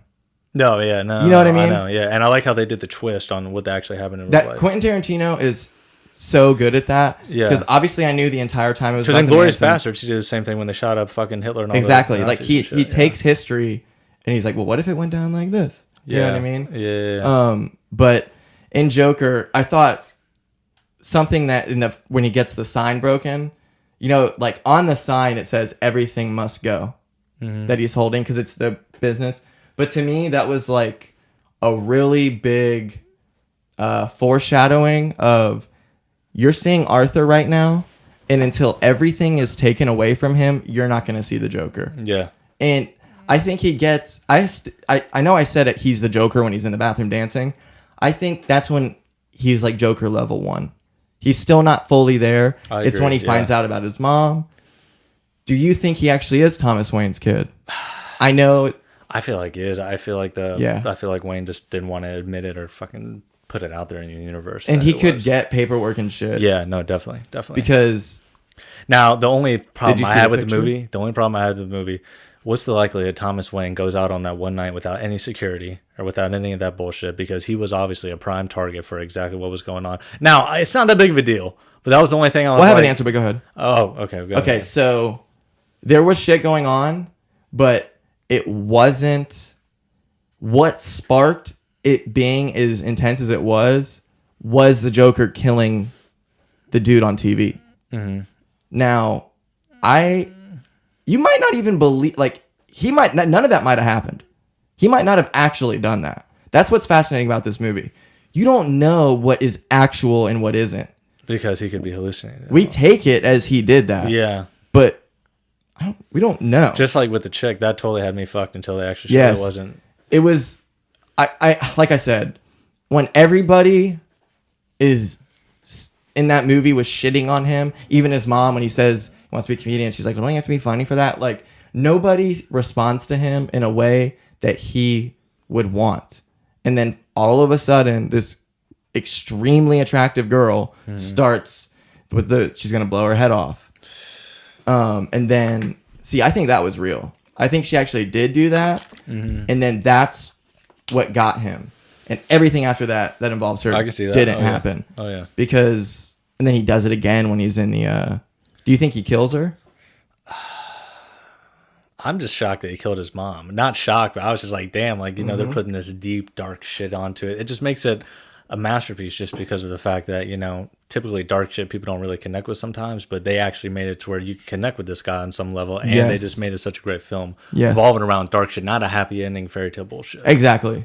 And what's really chilling though is, so he kills his mom, then he goes back and he's doing his makeup, and he sees a picture of her, and on the back of the picture, did you see what it said? No. It says, "You look beautiful, love Thomas Wayne," or "Love T. Wayne."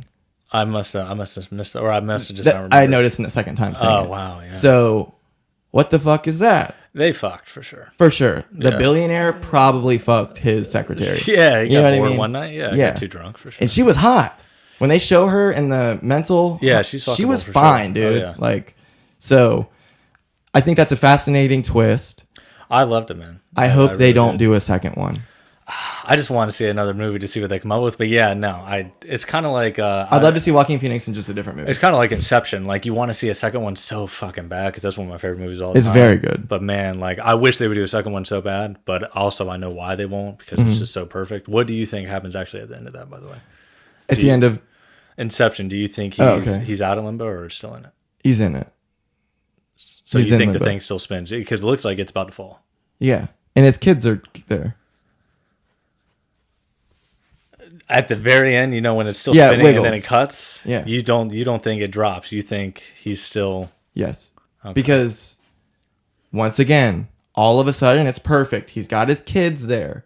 It's a dream. You know what I mean? Yeah. Like, this guy has not been able to even be in the country, I guess, or whatever. Mm-hmm. And he does this thing. They fix everything. It's all perfect. Yeah. And he's allowed to be with his kids again. Yeah. Like, and they're at that same, like, that house that just happens to still be his house, even though he hasn't lived in the country. Mm. And those kids, just like, they weren't there, Yeah. It's tricky. I'd love to ask the director, the guy who's the main Christopher guy. Nolan, yeah. Dude, like... he, to me, is the best director of our time. I know everyone loves Quentin Tarantino, and it's real cool. He did Interstellar, Batman, all the Batmans. He did Dark Knight? He did Batman Begins, Dark Knight, and Dark Knight Rises. Well, I'd say Scorsese too is up there as well. Very good. Yeah, because Shutter Island and The Aviator. Shutter Island's in my top 5. Yeah, no, dude, that was a good one for sure. What are like your favorite movies? Inception, Shutter Island are definitely on there. Like Leonardo DiCaprio is in like my favorite movies. It's insane. Yo, so I watched fucking Joe Black not too long ago. Me, Joe Black. It was on Netflix. I had never seen it. I was like, I've never seen it either. I'd never seen this shit. I heard it was really. Let me watch it. That's a fucking masterpiece, bro. I know it's like a love story kind of fucking movie, but the fucking soundtrack is phenomenal. Brad Pitt was amazing in that movie. He's so good, dude. Dude, yeah, no, he's good in damn near every fucking film. Have you seen his new space movie? No, I Ad haven't seen Astra. it. No. It's pretty good. I've heard it's good though. Did you see Interstellar? Dude, I've seen it. I just kind of forget exactly how it goes. Did you see it in theaters? I think that's why. Yeah, I don't think I've seen it after it came outside. Dude, theaters. In theaters. That I saw it in IMAX, and it's not 3D, thank God. That movie is... It's better than Inception? I think so, just because of what it is. You know what I mean? Inception's very good, but Interstellar, like, I think if you want to really appreciate Inception, it's going to take a couple of watches. Oh, that's a must. Like, well, you won't understand the first cut. Interstellar, and I don't know if this makes... It's just... It is so good, dude. Like, every part of it. Now, the beginning's kind of slow or whatever, but once they're in space and they go through the black hole and stuff, to me, it's just like, I'd never seen a movie like that before. Yeah. Where it is so intense, and that had the best score for that movie. Yeah. They had the constant ticking of the clock, and each tick, like, the reason they had the ticking is because each tick is a certain amount of time that they're losing because they're on the different times. You know what I mean? And yeah. It's just, it's so good, dude. Like, honestly. I'll have to watch it again. Yeah, I mean, I own it. I'll let you borrow it. I've heard great things, but I'll just let you have it. It's on Blu-ray. I'm never going to watch it again. It's right there under the camera. Yeah, I mean, that or I'll fucking bootleg the shit or something. Exactly, dude. Do you have a MacBook? Because you can... Dude, I still got PC, bro. But, I mean, I got the iPhone. But, yeah, I have nothing I just against- watch the shit on my iPhone. Yeah. Man. I don't have to worry about a virus or nothing. I only got this because of GarageBand. Like, there's... The thing about MacBooks are... And maybe it's like this with PC. I can just Google a title of a movie, and it'll pop right up. Like, Interstellar, stream free. Boom, it's right there. I click on it, no anything wrong with dude, it. It's nuts, man. Like some of these fucking sites have this shit right in the theater the first day it comes out. Yeah. It's nuts, dude. But El Camino really got me to where, and I live right by Tinseltown. They got great seats. Yeah. I think I'm going to become a once a week by myself movie guy. I don't blame you, man. Yeah, no, certain movies for sure. I mean, if the good ones are out, I don't mind going at all. It's definitely an experience for sure. I never thought I'd be able to go to a movie by myself. And now I don't ever want to go to a movie with anyone else. Dude, yeah, if you can't do shit alone, man, then what the hell are you doing? You got to be able to enjoy yourself and love yourself enough to be able to do shit alone. How about going out to eat by yourself? Dude, I've done it plenty of times, bro. Just because I don't have nobody to go with, it doesn't mean I'm going to stop doing what the fuck I want to do. Like, I've done it plenty of times. I love food to go. Even when I'm with somebody. Yeah. See, dude, I'm so psycho. Like, I don't like going out to dinner. I like having a great dinner at my house. I love making dinner. Yeah. But, like when I hung out with Kayla, I was going to make tacos. Because that's like I said, I've known her forever. That's like a tradition. Like, I make really good tacos. The Mexican in me just comes out. Now, I was being lazy. And I was like, look, we can either go to Publix and get all this shit, or we can eat anything else. And we settled on Sushi House. And that was perfect. I love getting a bunch of sushi rolls, whatever else, come back to my house and sit here and not have to have a waitress that might not get a Coke when I want it. Again, Yeah. I'm out of, you know what I mean? Like, and I hate being just surrounded by people. Yeah, man, I love doing things by myself as well and just not dealing with the bullshit, man. Just be in my own little world and do my thing. Only child. Yeah. Now, I'm an only child as well, but that's about to change in a month. My dad's about to have a kid. Yeah. Well, I'd still count you because you grew up an only child. Exactly. Yeah. How would you feel if all of a sudden you're about to have a little brother or sister?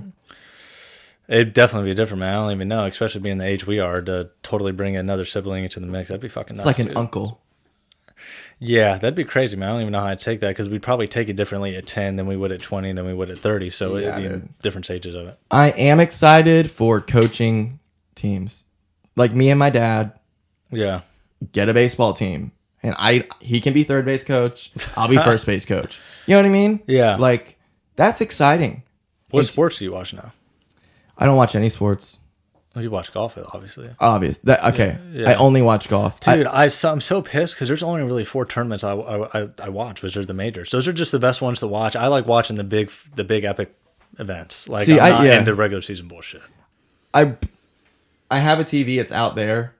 Like, it was right here, but I moved it because when I'm doing podcasts, like, the reflection, it's just not right. I don't watch it.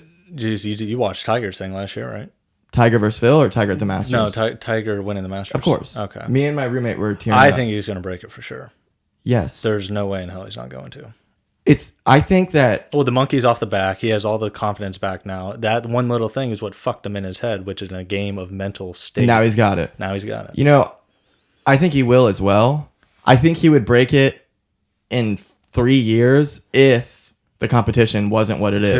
Dude, people don't get it. So much better than what it was. People don't are get it. actually in shape that play golf. People bomb the living shit out They're of it. They're so good. And there's more competition now. When you look at when Nicholas and all those fuckers are playing it, there's only a couple of them. Yeah. And they're all the greatest players of all time. So it's like... Exactly, dude. And I'm not those guys weren't bad.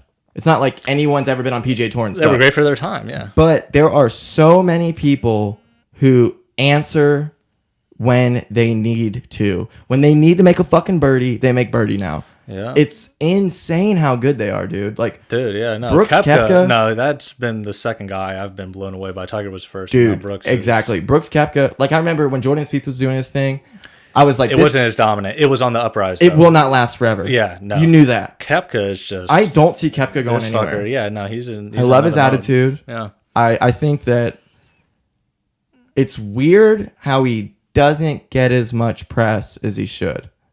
He gets a lot, he gets a little bit of hate for sure. But I think if he imagine came if Ricky was doing what he was doing. Yeah, no, I think it's just because he came after Tiger. He doesn't get. That's why. It's just like because we've seen this before. If they had never because if Tiger had never came around, this would have been the first time ever somebody's dominating. Brooks is seriously watching him hit a golf ball is worth it. Like to go to a tournament just to see him, man.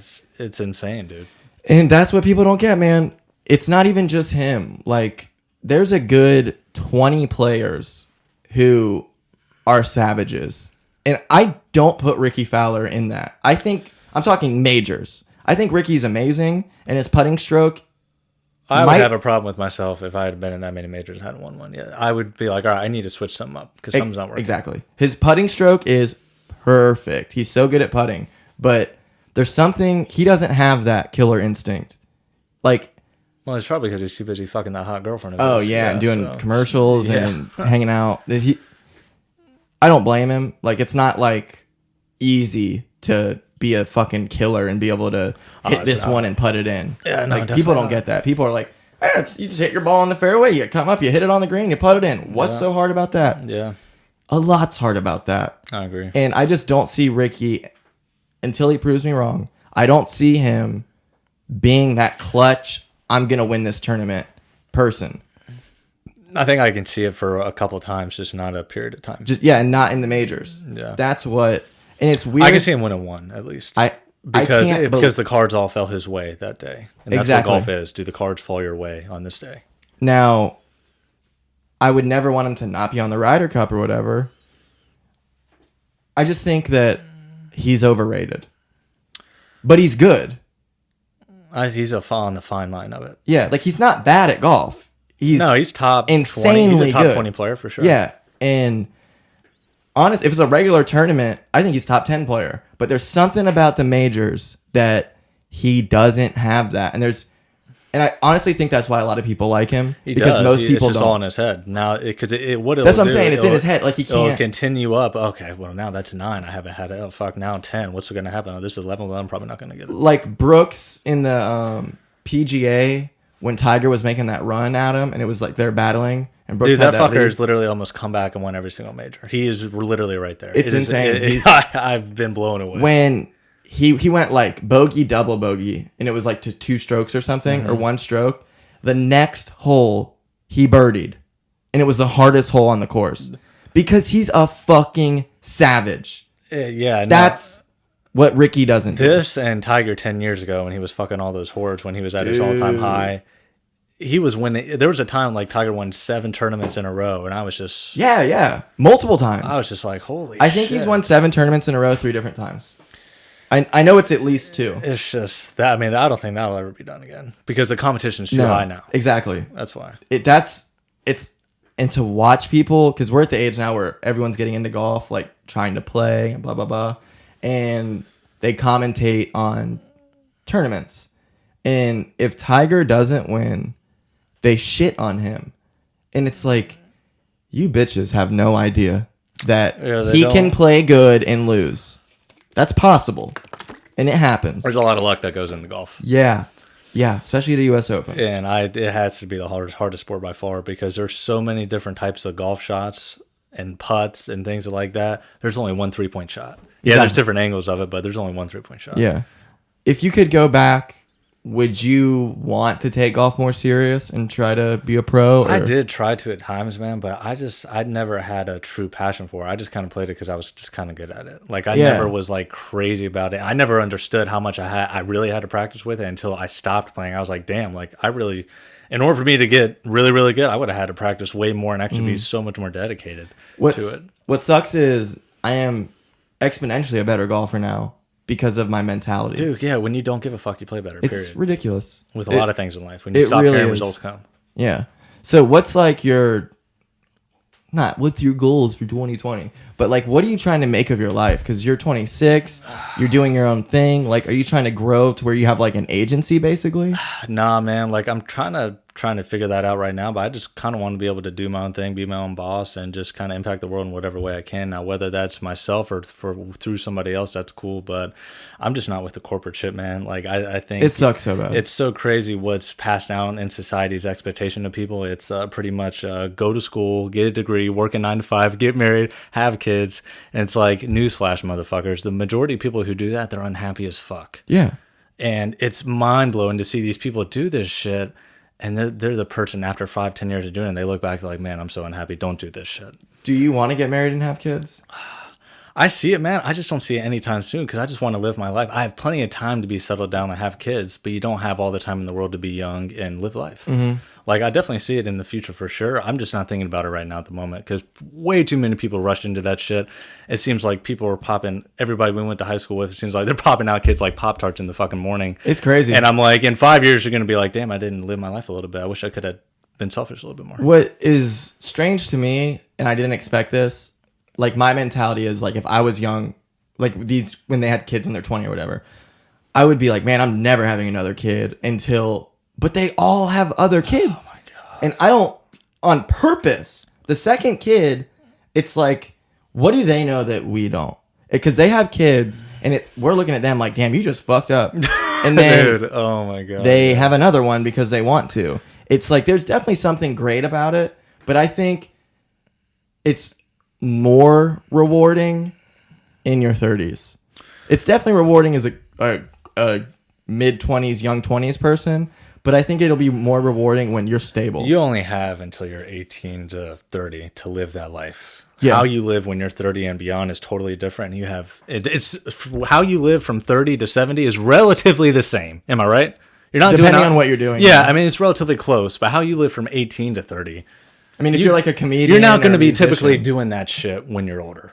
No. Whatever you do when you're young. So why not soak those years as long as you can? You better not be doing that because people look at you like a exactly, which I think is stupid, man. Like what Bill Zarian does. He's happy. He's doing his thing. Who gives a fuck what other people think, dude? It's like if I want to fucking be single and fuck all these hot chicks and do what I want to do, as long as I'm happy, I don't give a fuck what you think, bro. It's just so weird to me that anyone, like, they just hate him because that's what he does. I don't understand. Well, it's jealousy and they're envious that it's not them. Why do people give a fuck That's about what I'm saying, else? dude? It's just like, let him do his thing, bro. It's like, you worry about you, I worry about me. As long as I'm happy, that's all that matters. Why do we care? What? Not us. Why do people on the internet give a fuck about what somebody who they don't even know does? Unless they're murdering people or fucking killing dogs and shit. Like, this dude can do whatever the fuck he wants. Yeah. He's not saying you can't do whatever the fuck you want. So what's your problem with him? I mean, he makes some interesting points about marriage, man, for sure. I've never honestly paid any attention to him. I've seen a couple of his interviews because I like the. I heard him on Rogan. It was pretty great, pretty funny. I mean, he's right, bro. For a rich person to marry, to get married it's a foolish endeavor. You're betting half your net worth you're going to love somebody forever. I mean, it's a very weird thing. Dude, imagine if you have $1 million or $100 million in the bank, you're going to bet $50 million that she's not going to cheat and she'll stay faithful and that you'll love her after 3-5 years. Say she lets herself go, you still going to love her? I don't understand the people who get married and don't have a kid. I just don't want to have a kid. I just think marriage isn't what it used to be when our parents got married. It isn't what it used to be 10, 20, 30 years ago, bro. Everybody gets married now. People do it for the wrong reasons, and it's fucking a legal agreement. Talk to people who get married. Nothing really changes. No. And they'll even tell you that. Yeah. And it's seriously just a legal agreement, man. That's all the fuck it is, bro. For girls, it's special and sacred. Yeah, but what happens after that? What's next? The idea that you're going to do something and anything's going to change in any capacity is bullshit. I mean, people say it's the ultimate commitment, but why do I need a legal agreement to make that commitment? It's like once I move up in this job, then I'll be happy. And then you're always like, what's next? It's until you fucking work on yourself, man. It's true though, and like I think there's a fine line with that though. I think so like I was growing up, and when I went to rehab when I was 19, and I just figured it all out. When I went to rehab when I was 19, an entire team of people whose job it is to figure out basically reasons for use couldn't figure it out. They straight up told my parents, we have no answers for you. We don't understand what's going on with this, but we don't know why. Yeah. And now I know it's self-medicating because what happened was once I got sober, my mental illness started coming out hard. Yeah. Because I wasn't self-medicating anymore. And it got to the point where like it took over, and I never gave it a chance to take over before. And now that it is, I go, oh, that's my whole life. Because in my head, like right now, I got like a voice saying like, you're such an idiot talking about this. And another voice being like, go with it. Like everybody has the devil and the angel, whatever. Mine is nonstop about everything. And it's too much. It's nonstop. It's to where, like I was telling you about stepping on cracks and stuff.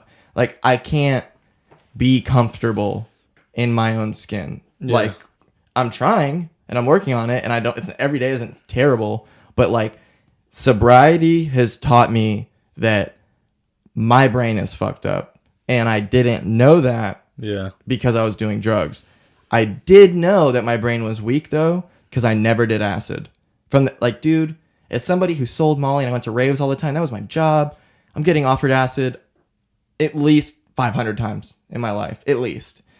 And each time I'm like, no, I'm not doing that, because I knew my brain, I'm a spoiled kid.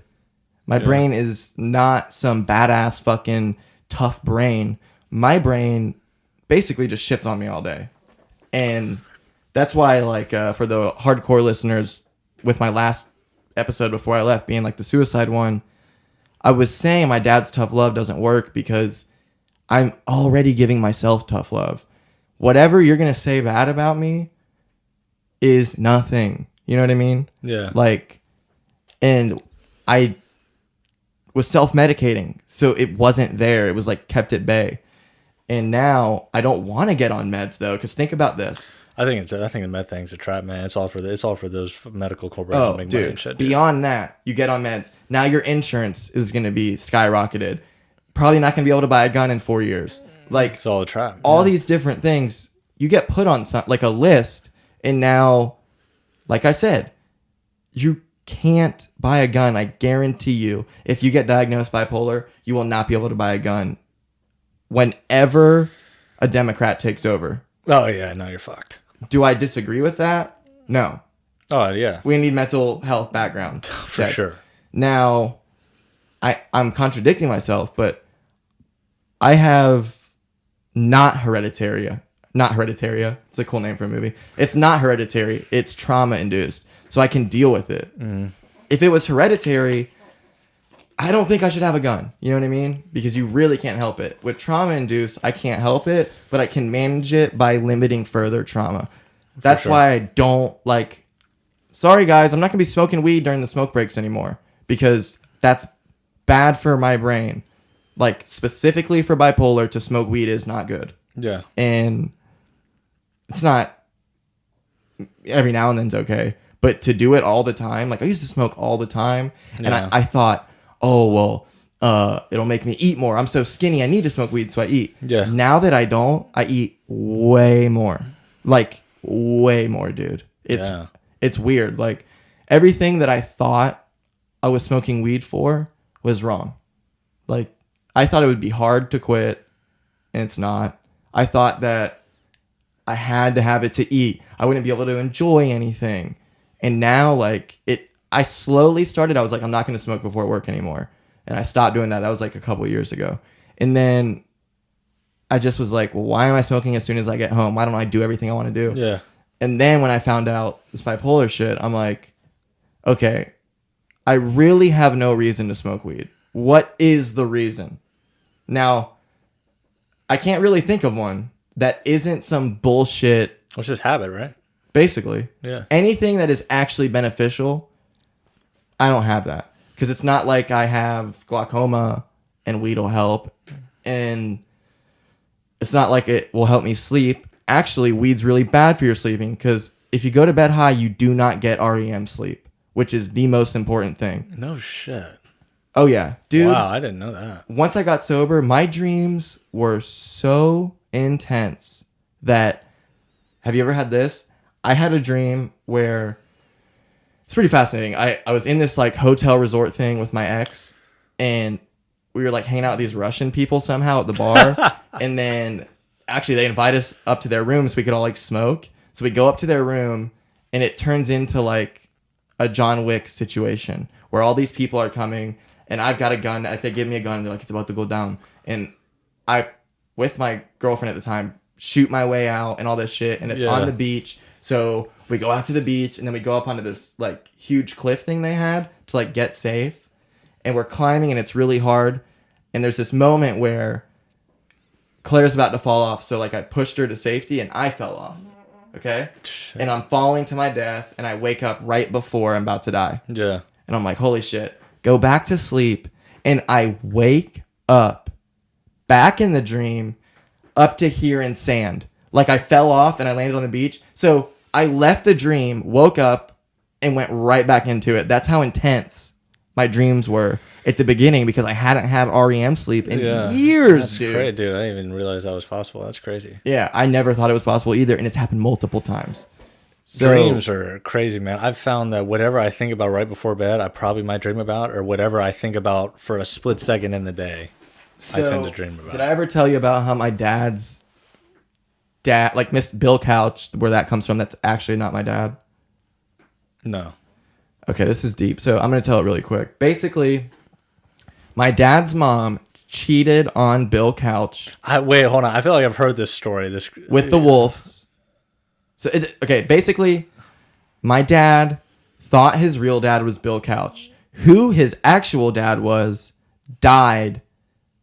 He fucked my dad's mom when he was 14, about to be 15. Got her pregnant. Died when he was 16. So my dad never met him. He did, but he doesn't remember. Obviously, he's a baby. So that guy dies thinking he's my dad's dad. My dad just took a 23andMe, whatever, Ancestry.com, found out that's not his real dad. So listen to this. This is how weird dreams are, and this changed my life on everything.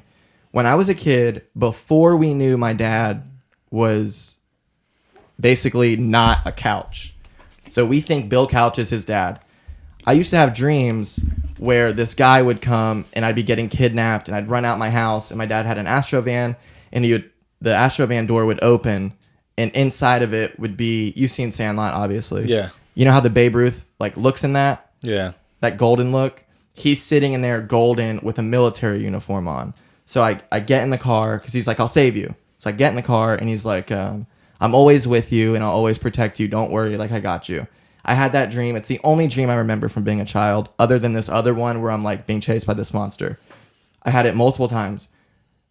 My mom's about to die. We're on the last trip of her life. I'm 5 years old. And we find out that about this whole dude, she cheated and Bill Couch actually isn't your dad. So we go visit that family in Ohio. This is pre-internet, obviously. We like call them on the phone. We go meet these people who we assume, like, this is his family, his sisters and shit. We go there. I'm 5 years old. So they're all talking. I'm exploring the house. I come back with a picture, and I'm like, this is the guy who's been visiting me in my dreams. Who is this? And all the wolves start crying because that was Kenny, my dad's dad. Okay? In his ROTC uniform. So this guy was visiting me in my dreams in the first picture I would ever see, so I would recognize him. Was he dead when you had these dreams?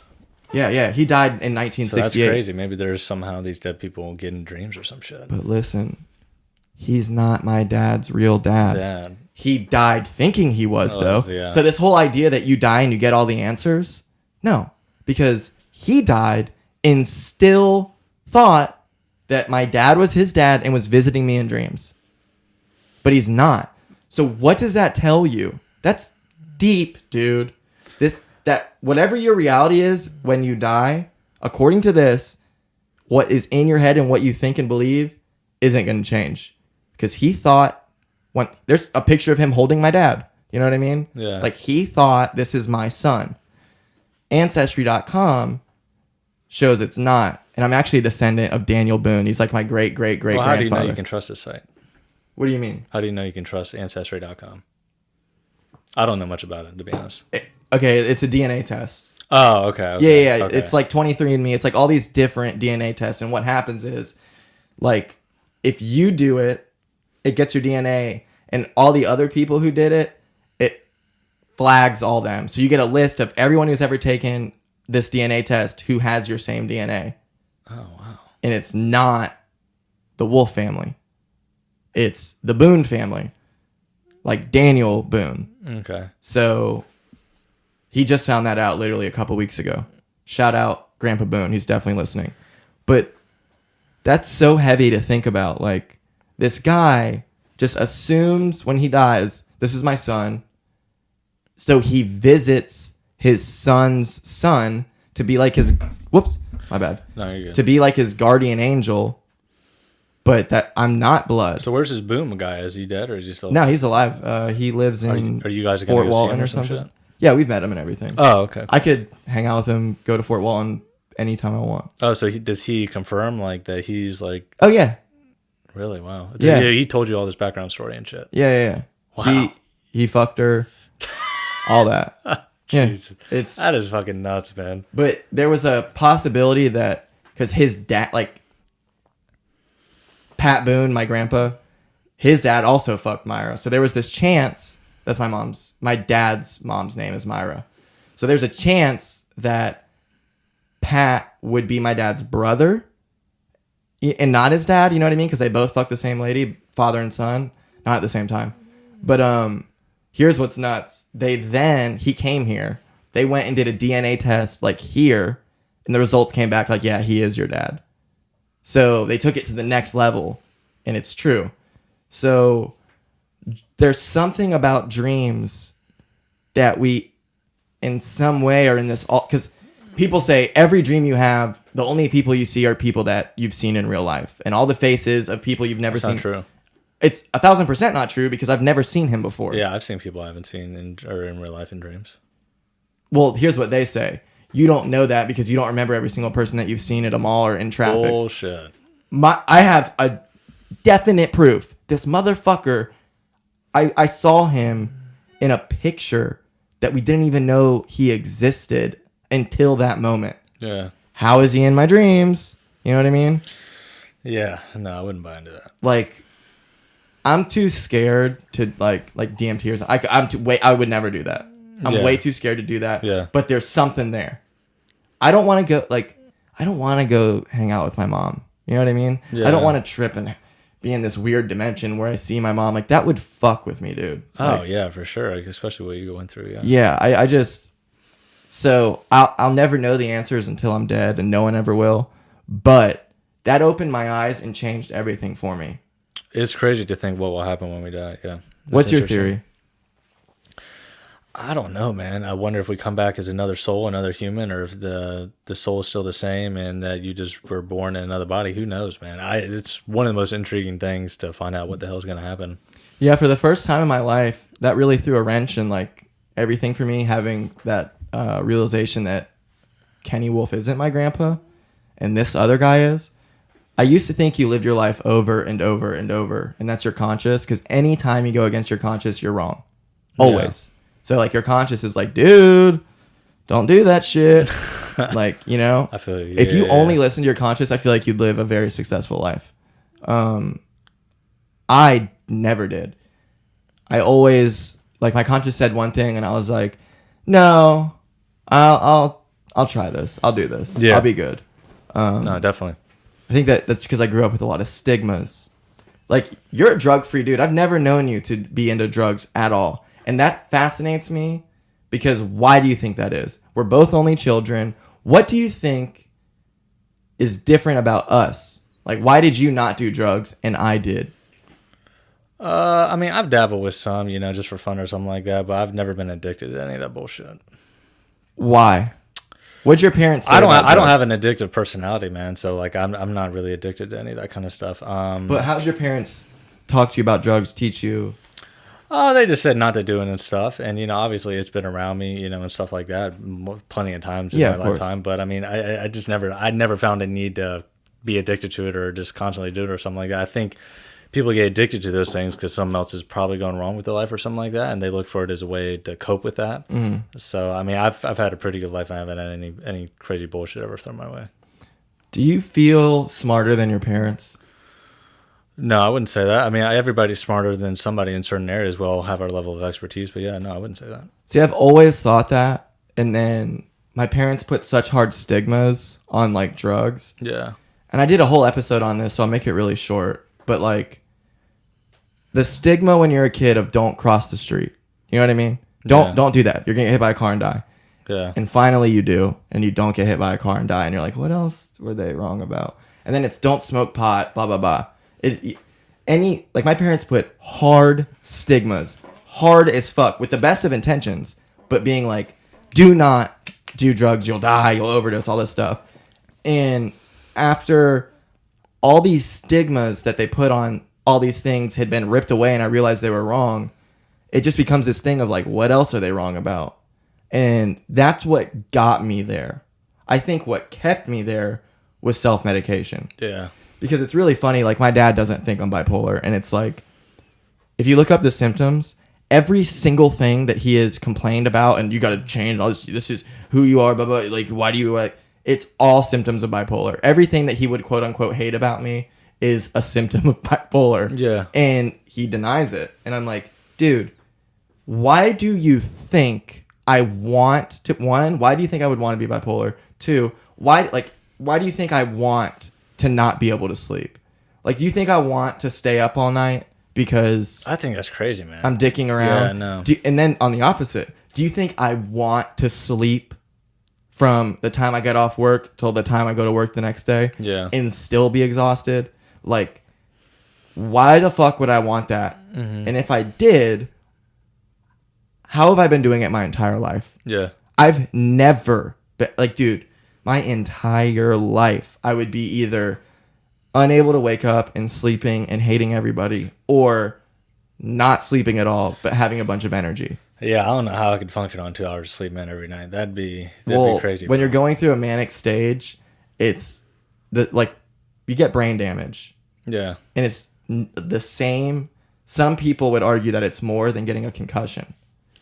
And you can never repair your brain back. Yeah. So you got to just think of what's happened is, if this is a neuroreceptor and it receives serotonin, normally there's one coming and boom, everything's going good. Yeah. I flooded my brain to where all these went and one got in and these all sat on the outside and they died and then they dripped down, and that's why I have back problems. That's gnarly. Dude, but once you hurt your brain, it can never go back to how it was. It can heal, yeah, but never to the point of where it was. So for years of hurting my brain, this is what I get. Plus trauma. This is what I get. It's possible that it's hereditary. I don't want to say anything because I already know I'm going to get fucking bitched at. But it could be hereditary. Yeah. But I don't know. It's just one of those things where my brain signature is that of a bipolar person. Why? Like, for anybody that is listening and you're questioning somebody's mental health, yeah, don't fucking do that. That is the worst thing you can do to that person, because one, what the fuck do you know? What do you know about mental health? Not you, but yeah, like this person questioning it. You've spent time learning about mental health at all? Probably not. Yeah, nobody has really. No, and I think the Joker is a perfect example of that shit. Exactly.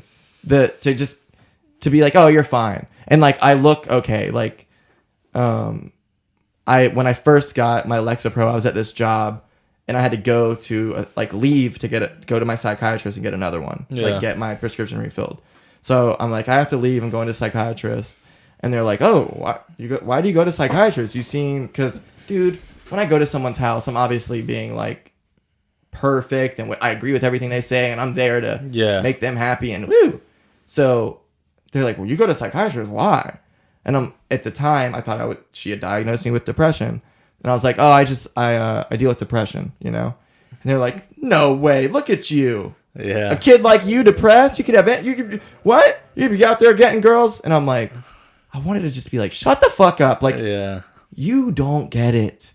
You actually think that because I can fuck a girl and that means that, how could you be depressed? Like, yeah, that's kind of idiotic to say something like that. It's retarded. Yeah. And beyond that, like... So what happens when you drink exactly? I don't. But I nothing. I just... You never got heavy into drinking or anything? No. I mean, I drank more when I was a kid. Yeah. But I've never, that's what's weird about all this. I think drinking has never self-medicated me.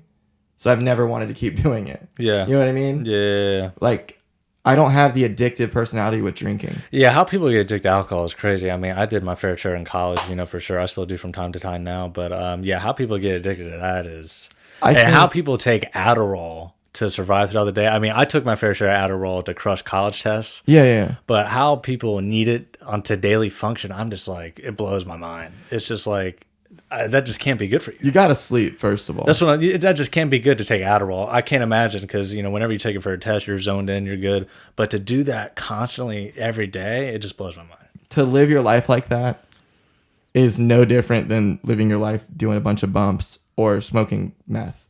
It's the chemical composition of meth, but it makes you feel like coke. And honestly, like people. That's another thing, like the stigma of like, you're going to do meth and you're going to smoke meth and feel no different reality than the reality that you're in right before you hit that pipe. The only difference is you're going to be speedy. Yeah. That's it. Like, that is what Adderall is. You're taking that. It is, man. It's crazy. And the only difference is the government just controls it. Exactly. And that's almost that's a good thing. Like, yeah, with cocaine, like I said, that kid did coke and it was cut with fentanyl. Yeah, you'll never have to worry about that when you're dealing with a pharmaceutical. That's what I'm saying. But they do fake press pills now. They will press Xanax with fentanyl in it, and people. Yeah, you gotta really trust your source when you're doing this shit, bro. I honestly don't. If you're somebody who has never done drugs, to start now is so dangerous.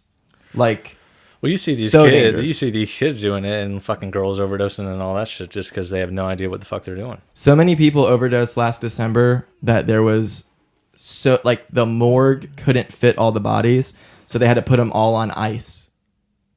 They ran out of room for bodies, dude. What's more crazy is the kids that used to overdose on those Four Locos in college, man. Dude, and, I mean, that's what I'm still mind blown by that. Like, how do you? 10 Four Locos, bro. After 2 or 3, I was done. After one, and just because it makes you feel different, because all that shit, it's just a combination of so much. It's way shit. Too much. Yeah. Just drinking 10, I wouldn't even. I'd already be knocked out. Have you? All right. How about this? You know how you can tell when someone's going to be an alcoholic? You're just has anyone ever proven you wrong? No. Yeah. No. Probably not. It's insane, dude. And what really sucks is... Well, I don't see how people... I mean, yeah, it's a cool feeling to be buzzed, but, I just don't see the addiction side of it. I don't get it either. It's just addiction. A habit. It's not... I get addiction more than anyone, obviously. Yeah. But with alcohol, I don't get it. And what I think it is you have no social skills sober. And even if you do, you have spent so much time... a lot of people have never had sex without drinking. You know what I mean? So you're thinking I got to drink to do this. I've gone on liquid courage. Yeah. So many dates with girls where it's oh, you want to grab a drink? And I'm like, no, I don't actually. But you obviously have to because they literally don't want to do anything else. First date, that's all I'm doing. I'm not dropping a dime on food, going to any crazy restaurant until I know that I vibe with you. Because if I don't vibe with you, why waste fucking... I see these guys take these fucking girls to these fancy restaurants on the first date. I'm like, dude, you don't even know if you like her. So dumb. Go grab a drink somewhere. If it's bad, you can jet. Where do you even meet girls? Dude, people think you go out to bars and nightclubs and meet these fucking people. It's in your it's in your everyday life, bro. It's at the fucking gym, the grocery store, the mall, in class. It's what you do and what you like is where you'll tend to find that person right for you. Are you single? No, I'm in a relationship now. How'd y'all meet? Oddly enough, we actually met at a bar near UCF. Crazy enough, but she was actually a good one. Yeah, I mean that's not impossible to find that at all. Yeah. To me, it's just very. Everybody's getting lazy with it to where it's getting to the point where if you try to meet someone out in public, girls think you're predatory because they're so used to Tinder. Girls want that. They want the Cinderella story where, he came up to me in this, blah, blah, blah, blah, blah. And these guys, if you're attractive. They fucking, and they pussyfoot and they just don't know what to say. It's just. That's the truth of the world.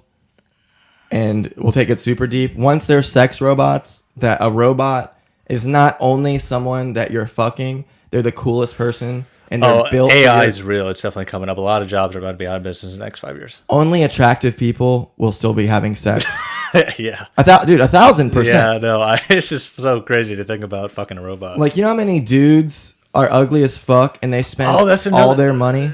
That was another Joaquin Phoenix. I never saw that. Oh, dude, that's Joaquin Phoenix. That is a fantastic movie. That's a must watch, and that was all AI. Yeah. If you see Joker, you want to see every single movie Joaquin Phoenix has ever Well, yeah, I mean, the fucker falls in love with the AI voice. I mean, it's crazy. He's so good. Yeah, dude. No, he's up there for sure. Who do you think the best actor of our generation is? I don't know, man. I'd probably put DiCaprio. He's so good, dude. Just because a lot of his movies are my favorite movies. But you know, he goes from being a fucking Wolf of Wall Street guy to a Great Gatsby guy to a fucking Shutter Island guy, then to an Inception guy. Did you see that coming in Shutter Island? Did you see the schizophrenia, basically? I did not see that. No, I thought that was all real. And that's exactly what the Joker. See, it fucks you because you're like, oh, this is all real. And then all of a sudden, boom, they switch up on you. And you're like, what the fuck is real? What isn't? Yeah. That's what is great art. Yeah. Really. We just did almost 2 hours. Do you have anything you want to tell these people? I don't, man. Dude, time flies when you're talking like this. When you're podcasting. Vibing, man. So fun, dude. Anytime you're in town, not even we can just hang out, dude. Dude, for sure, man. No, I come up here to see my folks like every so often, but yeah, man, no. You close with your parents? Oh yeah, we're close. Your parents together? Not like super close. Yeah, no, they've been together. They've been married for like 28 years. See, dude, that is so crucial. Like, my parents were I know together. You would think I'm so for marriage, but dude, I see what marriage is. First of all, the majority of people, they get divorced. It's sad, but it's true. But I honestly think deep down, you don't expect to not get married at some point. You actually think you won't get married? No. I'm not saying I won't. I'm not saying it's crazy. No, not because of that. I'm just saying I think people, they rush into it. They do it for the wrong reasons. Yeah. They do it because one of the members of the list of society that pushes down your neck, that's one of them. Yes. It's all for the wrong reasons. Like, I do not want to get married right now at all. There's just no point to. But I in no way have ever once thought I wouldn't get married at some point in my life because I grew up in that family structure. Like, yeah, so did I. Like, marriage was great. Family was great. Yeah. No. Like, I want to have a kid and raise it. You know what I mean? Yeah. Like, and I've never not wanted I'm just saving that for when life is more complete and there's a lot of things that you want to do. Because as soon as you have that kid, you can't go do that trip. You can't go have that selfish night. You can't do any of that shit. You have to provide for this motherfucker. Exactly. And you can't do that. Dude, even having a dog, like, I feel bad if you want a kid at an early age, have a fucking dog. There's no point to get a kid. I think everyone should have a dog, honestly. For sure. Like, is the best thing for me. Last question I'll ask. It's my new question that I forgot to ask Ree, but I'm going to ask everybody. Would you rather get a chance to relive your life with 26 years of experience or come back as a dog? Relive. Good for you. You're a happy person. Yeah. I would take that dog. Yeah. If I knew... And I don't want to kill myself. I'm going to have 1/8 of the lifespan, number one. And number two, now dogs are the smartest animal. We have learned the most from dogs. By far, dogs are incredibly smart, especially when it comes to sniffing shit and fucking detectives and all that stuff. They're fucking great. Yeah. So, if I don't want to kill myself, everybody, chill the fuck out. If I knew for a fucking fact that when I died, I would come back as a dog with the perfect dog life, whatever that is, I might ice myself. Jesus. How cool would that be, dude? Because I would rather get a chance to live the life I've lived and then experience what it's like to be a dog than just either die and that's it or whatever else. Like, you know what I mean? Yeah. Like, I think it would be so cool to not be so conscious. Yeah. I'm not saying they're not conscious, but on this level where I'm so self-aware, dude, that I think, like, everyone wants to find themselves and understand their brain and everything. There's a fine line with that, and I heed anybody who's into this self-help and I'm going to figure myself out. It's dangerous. There's, like, diminishing returns with anything, and you can understand your brain too much to where you drive yourself fucking crazy. When you start realizing the reason for doing everything that you're doing, you'll hate yourself. Because you know but you still do it. And you're like, why do I know this? Why can't I help this? Yeah. Why can I not sleep? Why am I laying here in bed for 8 straight hours with the lights off in the pitch black, snuggled up with my dog? No, right on. Begging to go to sleep. Yeah. And I can't. So diminishing returns are real in anything. Thank you so much. Yeah, dude. Thank you, man. This was fun, dude. Yeah, we'll have to do it again for sure. Yeah, man. for sure, dude. Spitting knowledge. Do you want people to follow you? Dude, honestly, I got so many pages on IG I'm running, man, that it'd be impossible. I don't even use my personal that much anymore. I go on just to look at shit rarely, but I'm busy running other shit. So I don't blame you. Yeah. Well, no more outro.